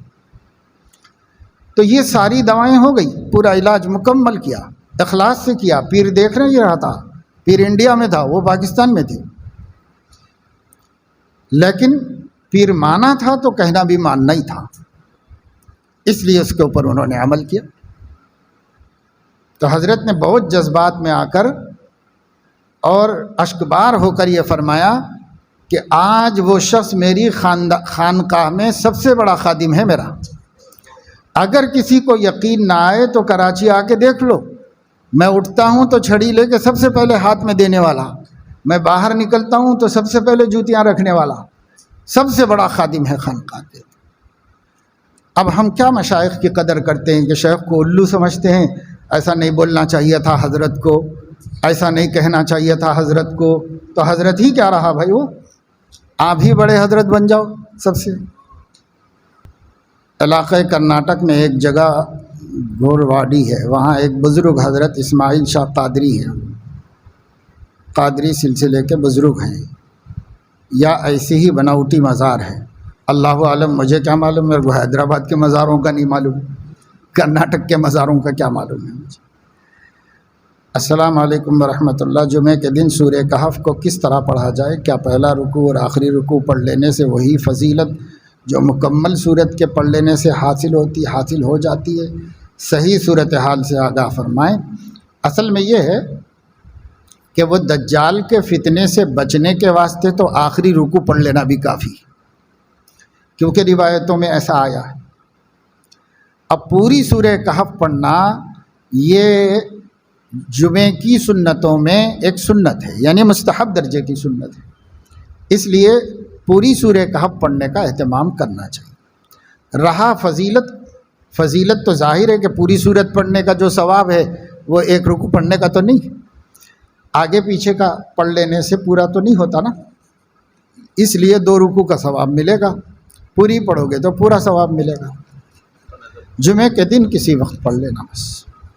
اپنے علاقے کا قاضی ہوں، میرا علاقہ چھوٹا ہے، بڑا کرنے کی درخواست دیا ہوں، قبول ہونے کی دعا فرمائیں تو نوازش ہوگی۔ آپ اپنا کام خود بڑھا لے رہے ہیں، اللہ تعالیٰ بڑھا دے بھئی آپ کا کام، چونکہ اس کام کے بڑھنے میں فائدہ بھی ہے، اس وجہ سے بڑھا رہے ہیں۔ میری صحت ساتھ نہیں دے رہی ہے، حضرت والا کی خدمت میں حاضری کی بہت خواہش ہے مگر پابندی نہیں ہو رہی ہے، دعاؤں کی گزارش ہے۔ بیمار معذور ہے، اگر عذر ہی اس کا سبب ہے تو اللہ اس کا نفع سے محروم نہیں فرمائے گا انشاءاللہ۔ ہماری ایک چھوٹی سی بستی ہے، اس میں پہلے دین کا کام ہوتا تھا مگر اب لوگ کھیتی باڑی میں مصروف ہو گئے، اس وجہ سے دین کے کام میں نہیں جڑ رہے ہیں اور نمازوں میں بھی لاپرواہی ہو رہی ہے۔ حضرت والا و حاضرین سے دعاؤں کی گزارش ہے۔ پہلے دین کا کام ہوتا تھا سے اگر آپ وہ عرف مراد ہے کہ دعوت و تبلیغ کا کام ہوتا تھا تو اس کے لیے بھی اگر کوشش کریں پھر جاری ہو جائے تو بہت اچھا ہے، نہیں تو بہرحال دین زندہ کرنے کی فکر کرو۔ وہ کھیتی باڑی کرتے ہوئے نمازی ہوں، حلال کام کریں، اپنے خرید و فروخت میں غلط طریقوں پر نہ چلیں، اس کی ان کو تعلیم دو، ان کی تربیت کرو۔ کاشتکار صحابہ کرام 4 دن میں 1 مرتبہ، ہفتے میں 1 مرتبہ آتے تھے مسجد نبوی کو، تو کوئی بری بات نہیں تھی ان کے لیے کہ نبی دین سکھا رہے ہیں، لیکن وہ نہیں آتے تھے۔ البتہ وہاں رہ کر دین معلوم کراتے رہتے تھے اور اس کے مطابق اپنی کھیتی باڑی بھی کرتے رہتے تھے۔ اس لیے بستی میں دین کا کام کوئی خاص مراد نہیں ہوتا، بس بستی میں نماز روزے کی دعوت کا سلسلہ چلتا رہے، لوگ نکلیں نہ نکلیں اس کو دین کا کام نہ ہونا نہیں کہہ سکتے۔ وہاں دعوت چلتی رہے، لوگوں کو بلاتے رہو، مقامی کام بھی تو ہوتا ہے، اگر مقامی کام ہو رہا ہے تو دین کا کام ہو رہا ہے۔ خروج و نفر کوئی شریعت کا حکم نہیں ہے، یہ ایک حکمت ہے دین کی، بس اس حکمت پہ جو چلتے ہیں تو بہت اچھا ہے، چلیں، جو وقت نکال سکتے ہیں وہ نکالو، کام کرو، لیکن یہ ہے کہ یہ نہ سمجھو کہ اگر دعوت و تبلیغ کا کام نہیں ہو رہا تو دین ہی کا کام نہیں ہو رہا، ایسے نہیں سمجھو، اس لیے کہ اس کام کا نام دین رکھنا، یہ کام تو دین ہے لیکن یہی دین نہیں ہے، اس غلط مفروضے کی اصلاح ہونی چاہیے، اس کو درست کرنا چاہیے۔ بسا اوقات مقامی کام سے بھی بہت نفع ہو جاتا ہے، ٹھیک ہے بھئی یہ بندے دوسری بستیوں میں نہیں جا سک رہے ہیں، نہ جائیں، یہ تو دیندار بن جائیں، تو اس پہ بھی راضی ہو جانا چاہیے کہ یہ تو دیندار بن جائیں۔ ہاں اب ان کو نکال کے دوسری جگہ بھیجیں کہ صاحب دوسروں کو بھی یہ فکر دلائیں، تو وہ نور و نالا نور ہے، بڑھیا بات ہے، لیکن نہ ہو تو وہ کوئی گناہ گار تو نہیں ہے، کوئی بے دین تو نہیں ہے وہ شخص۔ اگر آپ اس کا نام دین رکھیں گے تو اب اس کو بے دین قرار دینا پڑے گا، جو یہ کام نہیں کر رہا اس کو بے دین کہنا پڑے گا۔ اس لیے شرعی تعریفات کو بدلنا نہیں چاہیے، شرعی تعریفات نبی نے دی ہیں، اس کو اسی طرح قائم رکھنا چاہیے۔ اس لیے مقامی کام فی الحال زندہ کرو، لوگوں کو کھیتوں میں نماز پڑھنے کا پابند کرو۔ صحابہ کھیت میں نماز نہیں پڑھتے تھے، کھیتوں میں نماز پڑھ لیتے تھے، اس لیے ان کو بتاؤ کہ بھائی کام زیادہ ہے، فصل کا وقت ہے، کٹائی کا، کوئی بات نہیں، نماز پڑھ لو، وہی وضو بنا لو، بوڑی پہ پانی ہے، وضو بنا لو، بورنگ ہے، نماز پڑھ لو، نماز مت چھوڑو، لوگوں کو اس کا پابند کرو۔ جو نمازی کاشتکار ہوگا بہت بڑا دیندار ہوگا اور کسب حلال والا مسلمان ہوگا، اس لیے نمازی بنا دو، انہیں یہ سکھا دو کہ ہل چلاتے ہوئے، کام کرتے ہوئے ذکر اللہ کرتے رہو، درود شریف پڑھتے رہو، خالی مت رہو بھائی۔ قرآن اگر یاد نہیں ہے تو جو صورتیں یاد ہیں بس اتنی ہی صورتوں کو ریپیٹ کر کے پڑھتے رہو، ایک قرآن کے برابر ہو جائے، اس کو ریپیٹ کر لو، اسی کو کر لو۔ تو لوگوں کو سہولت کے ساتھ دیندار بناؤ، یسروا ولا تعسروا، بشروا ولا تنفروا۔ ہاں اپنے لیے عزیمت کو اختیار کرو کہ ہم اعلیٰ درجے کا کام کریں گے، کہ دوسرے کے لیے اس کی مصروفیات دیکھ کر سہولت والا دین دو اس کو۔ یہ بڑی اہم چیز ہے، اس کو علماء کم سے کم سمجھ جائیں، علماء کو سمجھنا چاہیے، علماء ایسی غلطی نہ کریں۔ باقی یہ ہے کہ اس کی دعا سب کو کرنا چاہیے، ہر بستی کو اللہ دیندار بنا دے، ہر بستی والوں کو اللہ دین کا احساس نصیب فرما دے۔ میری مصروفیت ایک ایسے علاقے میں ہے جہاں عورتیں نیم لباس پہن کر پھرتی رہتی ہیں، اگر کوشش تو کرتا ہے کہ نظر نہ پڑے مگر پھر بھی نظر میں آ جاتی ہیں، دل تڑپ جاتا ہے۔ بہرحال یہ ہے کہ بھائی اگر آدمی نیمبو دیکھے گا تو منہ میں پانی آئے گا، یعنی دوسرا آدمی کہیں دور بیٹھ کے شربت بنانے کے لیے کاٹ رہا ہے اور آپ کے منہ میں پانی بھر رہا ہے، ارے یہ کہاں سے آ گیا؟ تو وہاں سے آیا، اتنی دور سے منہ میں۔ یہ فطرت ہے، جو چیز ہمارے من کی، ہمارے دل کی محبوب ہے، چہیتی ہے، وہ صنف مخالف ہے، اور صنف مخالف کے ایک حصے کو اللہ نے ہمارے لیے حلال کیا، باقی کو حرام کر دیا ہے۔ اس لیے حلال پہ اکتفا کرو اور حرام سے بچو۔ باقی کوئی نظر آ جائے اور اس سے دل تڑپ جائے تو دل ہی تو ہے، نہ سنگ و خشت، تو وہ تو دل ہی ہے بھائی، اس کا کام تڑپنا ہے، تڑپے گا، تو اس کو بولو کہ یہ تڑپو، لیکن دیکھنے کی اجازت نہیں دوں گا، دکھاؤں گا نہیں، اب تڑپتے ہو تو تڑپو، اس تڑپ پر بھی اللہ کا قرب نصیب ہو جائے گا، اللہ کی محبت نصیب ہو جائے گی، مگر وہ مت کرو جو اختیار میں ہے، دوبارہ نہیں دیکھو، بس جو نظر فجاء ہے وہ معاف ہے۔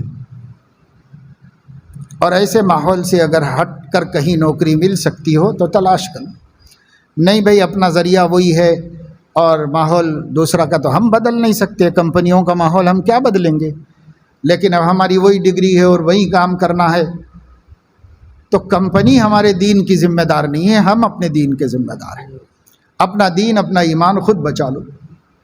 اور اگر آخری درجے میں پہنچ گئے کہ دین، ایمان، عزت، تقوی سب خاک میں مل رہا ہے تو چھوڑ دو ایسی نوکری کو، لات مارو، بھوکے رہنے کو تیار ہو جاؤ، فاقہ کرنے کے لیے تیار ہو جاؤ، کیونکہ اللہ کی ناراضگی سے بڑھ کر کوئی آفت نہیں، سب سے بڑی آفت اللہ کی ناراضگی ہے۔ عرض یہ کرنا ہے کہ میں جوائنٹ فیملی میں رہتا ہوں، بعض مرتبہ اپنی اہلیہ کے ساتھ کسی ضرورت سے باہر جانا چاہتا ہوں، والدہ سے اجازت لیتا ہوں، والدہ اجازت نہیں دیتے، جس کی بنا پر میرے اور اہلیہ کے درمیان نااتفاقی پیدا ہو رہی ہے۔ اس چیز کے واسطے والدہ سے اجازت لینے کی کوئی ضرورت نہیں۔ اگر ان کی حق تلفی اور ان کی رعایت کے لیے اور ان کا دل خوش کرنے کے لیے اپنے پرسنل پرابلم کی وجہ سے آپ کے ذہن میں ایسا ہے کہ بھئی کہیں لے جا کے کچھ کھلا کے لے کے آؤں یا کسی سے ملا کے لے کے آؤں، تو ہمارا یہ جو پرسنل پرابلم ہے ختم ہوگا۔ نا اتفاقی شکر رنجی ہوتی رہتی ہے پرسنل لائف میں، اس کو ختم کرنے کا یہ بھی ایک ذریعہ ہے کہ کہیں تفریح کرا کے لے آؤ، کہیں لے جا کے کسی سے ملا کے لے آؤ، رشتہ دار سے کہیں اور جا کے کھانا کھا لو۔ ناجائز ہے کیا؟ جوڑ باقی رکھنے کے لیے بلکہ بہتر اور مستحب ہے کہ ایسا کرو، کوئی گناہ کا کام تو نہیں ہے نا بھائی۔ اس میں والدہ کی اجازت کوئی ضرورت نہیں، والد صاحب کی اجازت کی کوئی ضرورت نہیں۔ بلا اجازت جاؤ، اگر وہ اجازت نہیں دیتے تو چوری سے جاؤ، کوئی گناہ نہیں ہوگا۔ یہ بیویوں کے حقوق ہیں۔ بعض جگہ خود بڑوں کو چاہیے کہ وہ آگے بڑھ کے کہیں کہ بیٹا کبھی تمہارا جی چاہے کہیں جا کے آؤ، ہم سے کوئی وہ مت رکھو، ہم خوش ہی ہوں گے، ہم ناراض نہیں ہوں گے، کہیں جی چاہے کبھی لے جاؤ اپنی بیوی کو، ایسے بولنا چاہیے۔ اگر باپ اتنا بڑا کلیجہ نہیں کرتا، ماں نہیں کرتی، تو بیوی کی حق تلفی کیوں کر رہے ہو؟ اس کی حق تلفی مت کرو۔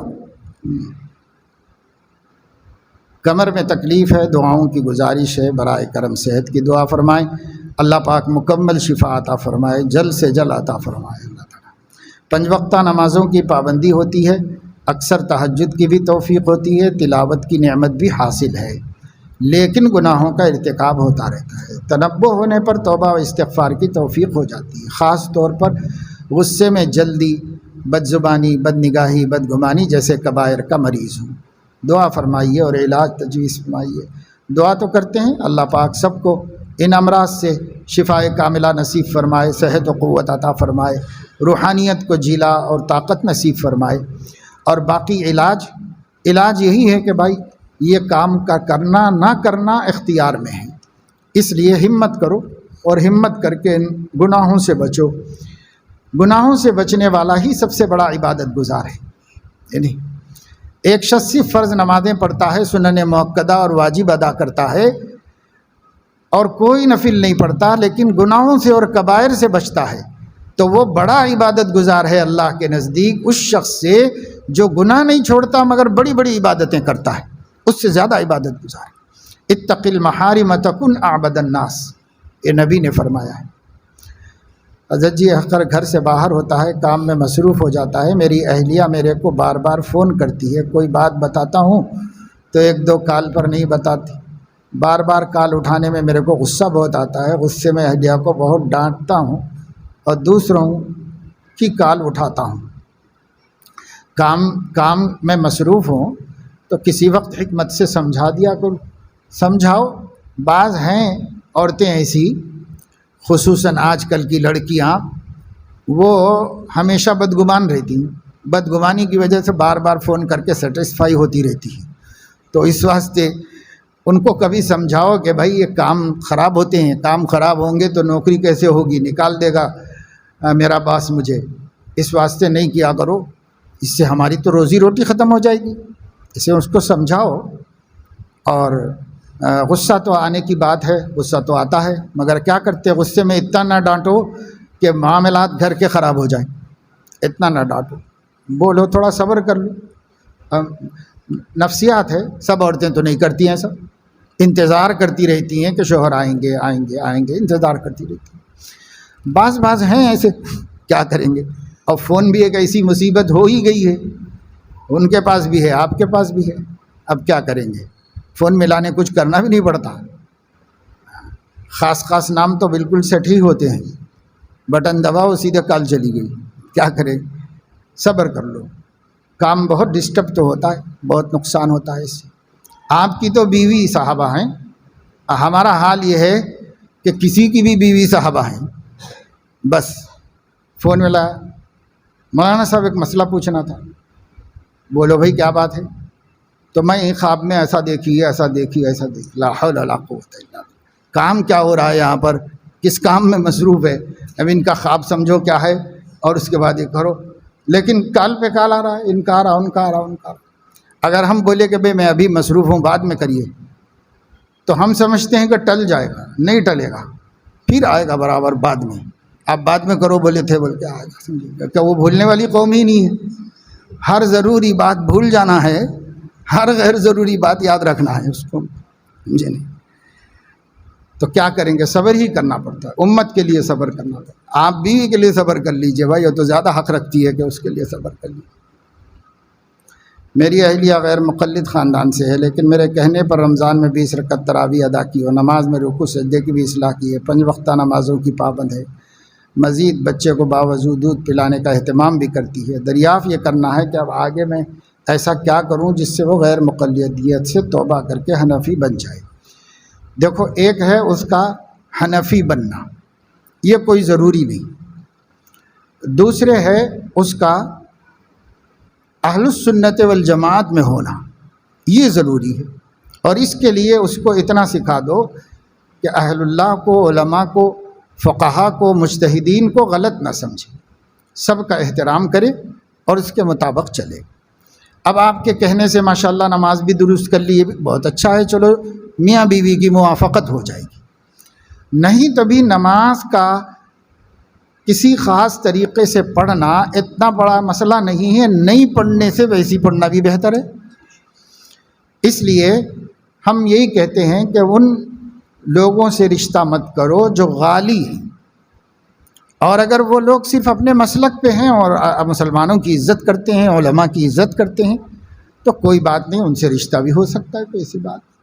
اب آپ کی بیوی تو ماشاءاللہ آپ کی بات بھی مانتی ہے، تو زیادہ تشدد مت کرو، جو ضروری باتیں ہیں دھیرے دھیرے اس کو سکھاتے رہو، اور یہ بول کے مت سکھاؤ کہ تم غلط ہو، یہ بول کے سکھاؤ کہ بھائی ہم دونوں متفق ہوں گے تو ہمارے بچوں کی ایک ہی تربیت ہو سکے گی، ایک ہی طریقے سے ایک ماحول رہے گا گھر میں، یہ کہہ کر اس کو سکھاؤ۔ باقی یہ ہے کہ غیر مقلدین کی 2 پہلو ہیں، ایک پہلو ان کا مسلک عملی ہے، تو وہ تو قرآن حدیث سے ہی وہ ثابت کرتے ہیں، کہیں باہر سے تو نہیں لاتے۔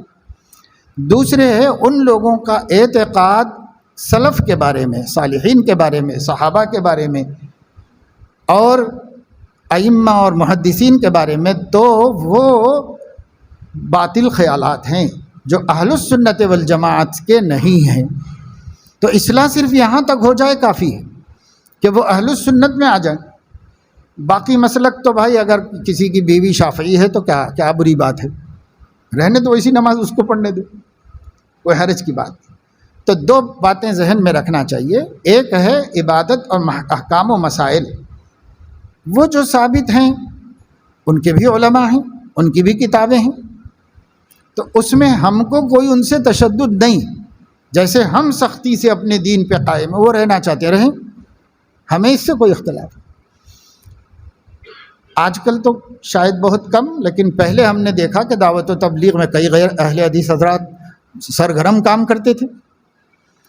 حضرت تھانوی رحمۃ اللہ علیہ کے پاس کئی غیر مقلد حضرات نے آ کے بیعت کی درخواست کی، وہ بیعت ہو گئے، تو حضرت نے ایک شرط رکھی کہ سلف صالحین کو نیک سمجھنا اور ان پر تنقید نہ کرنا، اگر یہ وعدہ کرتے ہو تو بیعت کر لیتے، باقی تمہاری نماز تم پڑھو بھائی، اس میں کیا ہے۔ تو یہ 2 چیزیں، ہمارا اختلاف ایک پہلو سے ہے، دوسرے پہلو سے ہمارا اختلاف کوئی خاص نہیں۔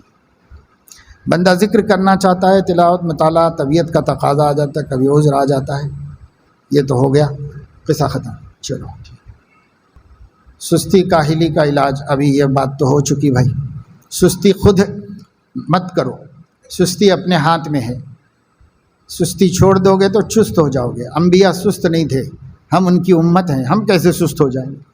ہمیں چست رہنا چاہیے۔ میرا ایک دوست ہے، گندی ویڈیو دیکھنے کی عادت ہے، بار بار کہتا ہوں تو بول رہا ہے کہ عادت نہیں چھوٹ رہی ہے، کیسے اس کی رہبری کریں؟ اس کو تھوڑا ماحول سے ہٹاتے رہو اور جب تب شفقت سے سمجھاتے رہو، جس وقت وہ مصروف ہو اس وقت مت بولو، جب وہ اس میں مصروف نہ ہو تب اس کو حکمت سے بتاؤ کہ دیکھو کیا فائدہ ہے اس کا، یہ نقصان ہے، یہ نقصان ہے، یہ نقصان ہے، ایسے بتاؤ۔ اور اس سے بتاؤ کہ کوئی بھی چیز انسان چھوڑ سکتا ہے، کوئی بھی عادت چھوٹ سکتی ہے، کوئی بڑی بات نہیں ہے۔ اگر اسی کے اوپر قانون بن جائے اور قانون 10 سال کی سزا رکھے تو چھوڑ دو گے کہ نہیں چھوڑ دو گے؟ پھر اللہ کے ڈر سے کیوں نہیں چھوڑتے بھائی؟ زیادہ ڈرنے کے قابل تو اللہ تعالیٰ ہے۔ ایسے آہستہ آہستہ سمجھاؤ انشاءاللہ۔ جب وہ یہ بول رہا ہے کہ چھٹ نہیں رہا ہے تو اس کا مطلب یہ ہے کہ وہ آپ کی دعوت کو رد نہیں کر رہا ہے، اپنی کمزوری بتا رہا ہے، تو اچھا آدمی ہے۔ انشاءاللہ حکمت سے موقع محل دیکھ کے سمجھاتے رہنے سے مان لے گا، ایک دن ضرور چھوڑے۔ اور دعا بھی کرو اللہ سے، رو کے دعا کرو کہ اللہ اس کا دل بدل دے۔ زبانی الفاظ یا دل کے الفاظ کی رہنمائی فرمائیں۔ کیا سوال ہے بھائی؟ سوال سمجھ میں تو نہیں آ سکا، البتہ یہ ہے کہ زبان کا عمل اور دل کا عمل یہ ہوتا ہے۔ زبان کا عمل بولنا ہے اور دل کا عمل یقین کرنا اور تصدیق کرنا اور تکذیب کرنا، یہ دل کا عمل ہے۔ خود پسندی کیسے ختم ہو جائے گی؟ جب اپنی حقیقت پر نظر رکھیں گے تو ختم ہو جائے گی۔ خود پسندی کے 2 حصے ہیں، ایک یہ کہ اپنے کو اچھا رکھنا، تو اچھے رہو، اللہ کو بھی اچھے لگتے ہو، اس میں کوئی بری بات نہیں، اور ایک ہے خود کو اچھا سمجھنا دوسروں سے۔ تو اپنے کو اچھا سمجھنا ہے تو سمجھ لو، مگر دوسروں کے مقابلے میں اچھا مت سمجھو۔ اب یہ چھوٹی سی اصلاح ہے، اتنی کر لو بس کافی ہے انشاءاللہ۔ بسا اوقات یہ خیال آتا ہے کہ اللہ مجھ سے دین کی خدمت لیں گے یا نہیں، تو اللہ تعالیٰ سے بدگمانی مت کرو۔ اللہ تعالیٰ حسن ظن کرنے کا حکم دیتے۔ جب اللہ کہہ رہے ہیں میرے بندوں سے بدگمانی مت کرو، تو اللہ سے کیسے بدگمانی کریں گے؟ اللہ سے اچھا گمان رکھو۔ اور حدیث میں ہے انا عند ظن عبدی بی، بندہ میرے سے جیسا گمان کرے گا میں ویسا ہی اس کے ساتھ معاملہ کروں گا۔ تو اچھا رکھو تاکہ اللہ سے ہم سے آخری سانس تک کام لے۔ ہم خدا تعالیٰ کے مقرب بندے ہیں یا نہیں، یہ کیسے معلوم ہو؟ یہ اس طرح معلوم ہوگا کہ گناہوں سے بچنے کی فکر ہو رہی ہے اور نیکیوں پہ جم رہے ہیں، فرائض پہ جم رہے ہوں اور کبائر سے بچ رہے ہوں۔ اگر اتنا بھی کر رہے ہوں تو اللہ کے مقبول بندے ہیں۔ اور اب اس قبولیت میں اضافہ کرو، وہ یہ ہے کہ سنن اور مستحبات اور نوافل بڑھاؤ، اور ادھر صغائر کو بھی چھوڑو، بڑھتے جاؤ اللہ تعالیٰ کے راستے میں۔ اخلاص میں کمال پیدا کرنے کے لیے کیا کیا جائے؟ حضرت مولانا الیاس صاحب کاندلوی رحمہ اللہ فرماتے تھے کہ اخلاص تو بڑوں کو بڑے بڑے مجاہدوں کے بعد ملا ہے۔ ہم اتنا کر لیں کہ تصحیح نیت ہو جائے، بس ہر کام اللہ کے لیے کرو، بس اطمینان رکھو کہ قبول ہو جائے گا بس۔ بندگی اور عبدیت کا کیا مطلب ہے؟ بندگی اردو میں فارسی میں بولتے ہیں اور عبدیت عربی میں بولتے ہیں۔ مطلب ہے بندوں کا اپنے آپ کو مملوک سمجھنا، محکوم سمجھنا، قول سے اور عمل سے اظہار کرنا کہ ہمارا کوئی آقا ہے اور ہم اس کے فرمان کے پابند ہیں، ہم اپنے سے کچھ نہیں کر سکتے۔ یہ تصور رکھ کر زبان سے بھی یہی کہنا اور عمل سے بھی یہی دکھانا اللہ کو کہ ہم نے آپ کو آقا مانا ہوا ہے اور ہم آپ کے غلام ہیں۔ والدین کے درمیان گھر میں بہت جھگڑا رہتا ہے، کوئی وظیفہ بتا دیجئے کہ ان دونوں میں محبت و مودت پیدا ہو جائے۔ پہلے والد صاحب نے والدہ پر بہت ظلم کیا تھا اور اس وقت والدہ بہت صبر کرتی تھیں۔ اب والد صاحب نمازی و دین پر چلتے ہیں، والد صاحب صبر کرتے ہیں، والدہ پریشان کر رہی ہیں۔ یہ چلو الٹا ہو گیا برعکس۔ ایک مرتبہ حضرت علیہ السلام نے حضرت عائشہ سے فرمایا تھا کہ چلو مقابلہ کرتے ہیں کون آگے نکلتا ہے، تو عشاء کے بعد ٹارگٹ کر کے دونوں مل کے دوڑے تو حضرت علیہ السلام جو ہے وہ آگے نکل گئے۔ کچھ عرصے کے بعد ایک مرتبہ اور ٹھنی کہ بھائی دونوں دیکھتے ہیں کون آگے نکلتا ہے۔ تب حضور علیہ السلام کا جسم بھاری ہو گیا تھا تو آپ دوڑ نہیں پائے، حضرت عائشہ دوڑ کے آگے نکل گئی۔ تو حضور نے فرمایا تلکا بتلکا، برابر سرابر ہو گیا، ایک دفعہ ہم جیتے ہیں ایک دفعہ آپ جیتے ہیں۔ آپ کے گھر میں بھی یہ برابر سرابر ہو گیا ہے، کبھی انہوں نے اپنی چلائی ہے، کب ان کو کمزور دیکھ کے اپنی چلا رہے ہیں کہ اب اللہ والا ہو گیا اب سنے گا۔ یہ تو خیر میں نے ویسے بطور مزاح کے کہہ دیا، باقی یہ ہے کہ والدہ کو سمجھاتے رہنا چاہیے، خالی وقت میں، جھگڑے کے وقت میں نہیں، خالی وقت میں سمجھانا چاہیے کہ دیکھو اماں، ایک وقت تھا آپ روتے بیٹھتی تھیں، اب وہ ٹھیک ہو گئے ہیں، درست ہو گئے ہیں، تو اللہ کا شکر ادا کرو نا، آپ کی دعائیں قبول ہو گئیں، آپ کا صبر کام آ گیا، آپ کام کرو، اب نہیں ستاؤ ان کو، نہیں پریشان کرو، مل جل کے آپ لوگ رہ لو، جو زندگی باقی ہے اچھی گزار لو، اللہ بھی خوش ہو جائے گا، ایسے سمجھا دو۔ باقی بڑے ہیں بھائی، آپ کچھ زیادہ تو نہیں کر سکتے۔ دوسرے، اللہ سے دعا کرو، اللہ دلوں کے پھیرنے والے ہیں، اللہ کے ساتھ میں سب کچھ ہے، دعا کا اہتمام کرو، مگر کبھی نہ ان کی شان میں گستاخی کرو نہ ان کی شان میں کرو۔ بندہ طالب علم میں استاد جب نصیحت کرتے ہیں تو فکر پیدا ہوتی ہے، لیکن وہ فکر باقی نہیں رہتی۔ فکر کو باقی رکھنے کے لیے کیا کرنا چاہیے؟ فکر کو باقی رکھنے کے لیے بھی ہمت کرنا چاہیے۔ اپنا نظام العمل بنا لو کہ کوئی وقت طالب علم کا ضائع نہ ہو، یا عبادت کر رہے ہوں، اللہ کا فریضہ ادا کر رہے ہوں، یا پھر اپنے جسم کا حق ادا کرنے کو آرام کر رہے ہو، یا پھر مطالعے میں لگو۔ طے کر لو کہ ایسا کرنا ہے، ایسا کرنا۔ بعض طالب علم ہیں ماشاءاللہ، وہ اپنے 24 گھنٹے کی رپورٹ بتاتے ہیں تو وہ 10 منٹ بھی ضائع نہیں کر رہے ہیں، 10 منٹ بھی ان کی۔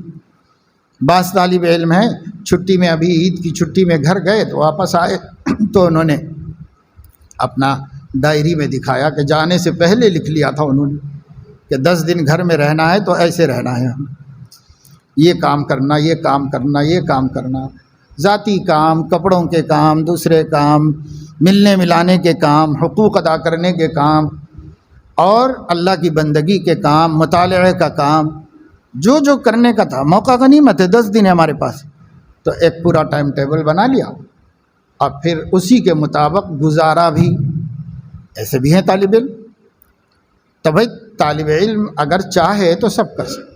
آپ اپنا ٹائم ٹیبل بناؤ اس طور پر کہ مجھے کوئی وقت بیکار جانے نہیں دینا ہے، یا جان کا حق ادا کرو، یا جسم کا حق ادا کرو، یا اللہ کا حق ادا کرو، یا اپنے کام میں لگے رہو، بس۔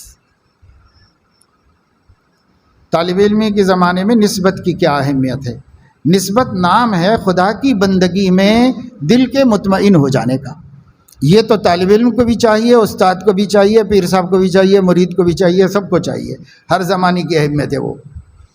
کیا طالب علم کو ملک کے حالات سے واقف رہنا چاہیے؟ ملک کے حالات سے سرسری طور پر تو واقف رہو، باقی تاریخ کا مطالعہ کرو، ماضی سے واقف رہو، موجودہ حالات جس کی ہمیں ضرورت ہے کہ ہم واقف رہیں اس اعتبار سے واقف رہو۔ ابتدائی درجے کے طالب علموں کو اس کی ضرورت نہیں ہے، وہ تو پورا اپنے علم ہی سے واقف رہیں۔ آخری جماعتوں میں جو ہیں وہ تھوڑا بہت حالات سے باخبر رہیں، کیونکہ ان قریب ان کو حالات میں اتر کے کام کرنا ہے، لیکن وہ حالات اخبارات کے ذریعے نہیں، اپنے اساتذہ، اپنے بڑوں کے ذریعے معلوم کریں تاکہ وہ صحیح بات ہمارے سامنے رہے، کیونکہ میڈیا تو جھوٹ کا پلندہ ہے، تو ہم کیا طے کر سکیں گے کہ کیا سچائی ہے کیا غلط ہے؟ ایسے یا آج اس مسجد میں امام ہے، مصلی بعض برا بھلا بولتے ہیں، دل میں تکلیف ہوتی ہے، اس کے بعد ان لوگوں سے منہ پھیر لیتا ہوں۔ مصلیوں کا برا بھلا بولنا یہ بھی غیر اختیاری ہے، دل کو تکلیف ہونا یہ بھی غیر اختیاری ہے، لیکن ان سے منہ پھیر لینا یہ اختیاری ہے۔ یہ مت کرو بس، باقی اجر دیں گے اللہ پاک۔ لوگ مجھے برا کہتے ہیں تو دل کو تکلیف ہوتی ہے، کیا یہ بھی کبر ہے؟ یہ کبر و عجب کچھ بھی نہیں ہے، یہ فطرت ہے، غصے پر قابو نہیں رہتا۔ غصے پر قابو کی مشق وہی ہے جو حدیث پاک میں آئی ہے۔ ایسے وقت کسی تقاضے غضب پر عمل مت کرو، رک جاؤ کچھ بھی کرنے سے اس وقت۔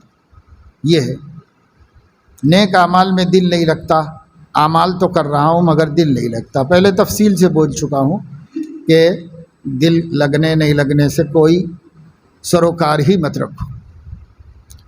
کوئی استاد جو ہم کو پڑھاتے بھی نہیں، انہوں نے خدمت کو بلا کر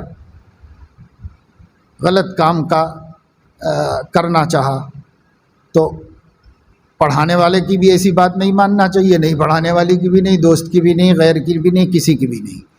اور ایسی باتیں اپنی جو ہے نجی تحریر میں پوچھنا چاہیے۔ بندے کے اندر خوش مزاجی کی بہت کمی ہے، اپنی استہزاء کو بندہ بالکل برداشت نہیں کرتا، خصوصاً جب کسی گناہ گار سے ہو تو۔ خوش مزاجی کی کمی ہے، خوش مزاج رہنا نبی کی سنت ہے، بد مزاجی منافقوں کی علامت ہے۔ جب ہم مومن ہیں تو ہم کس کے رستے پہ ہوں؟ اپنے نبی کے رستے پہ رہو۔ باقی اپنی استہزاء کو تو کوئی بھی نہیں برداشت کرتا، آپ بھی مت برداشت کیجئے۔ تو کریں گے کیا؟ انتقام لیں گے تو فتنہ ہوگا، صبر کر لیں گے تو اجر ملے گا، اور اللہ ان لوگوں کو بھی توفیق دے دے گا کہ ایسا نہ کریں۔ اور بھی امراض ہیں جن کی بنیادی وجہ اپنے آپ کو کچھ اچھا بہتر سمجھنا ہے۔ جب بنیادی مرض کو آپ نے پکڑ لیا ہے تو بنیادی مرض پہلے ختم کر لیجئے، پھر انشاءاللہ سب ختم ہو جائے گا۔ اس مرض کو ختم کرنے کا طریقہ کیا ہے؟ اس کا طریقہ یہی ہے کہ جن لوگوں کے مقابلے میں تکبر ہوتا ہے ان کے سامنے تواضع اختیار کرو، یہ علاج بالضد ہے۔ نوکری میں ترقی اور صحت میں برکت اللہ تعالیٰ اپنے کرم سے نصیب فرمائے۔ سبحانک اللہم و بحمدک اشہد ان لا الہ الا انت استغفرک و اتوب الیک۔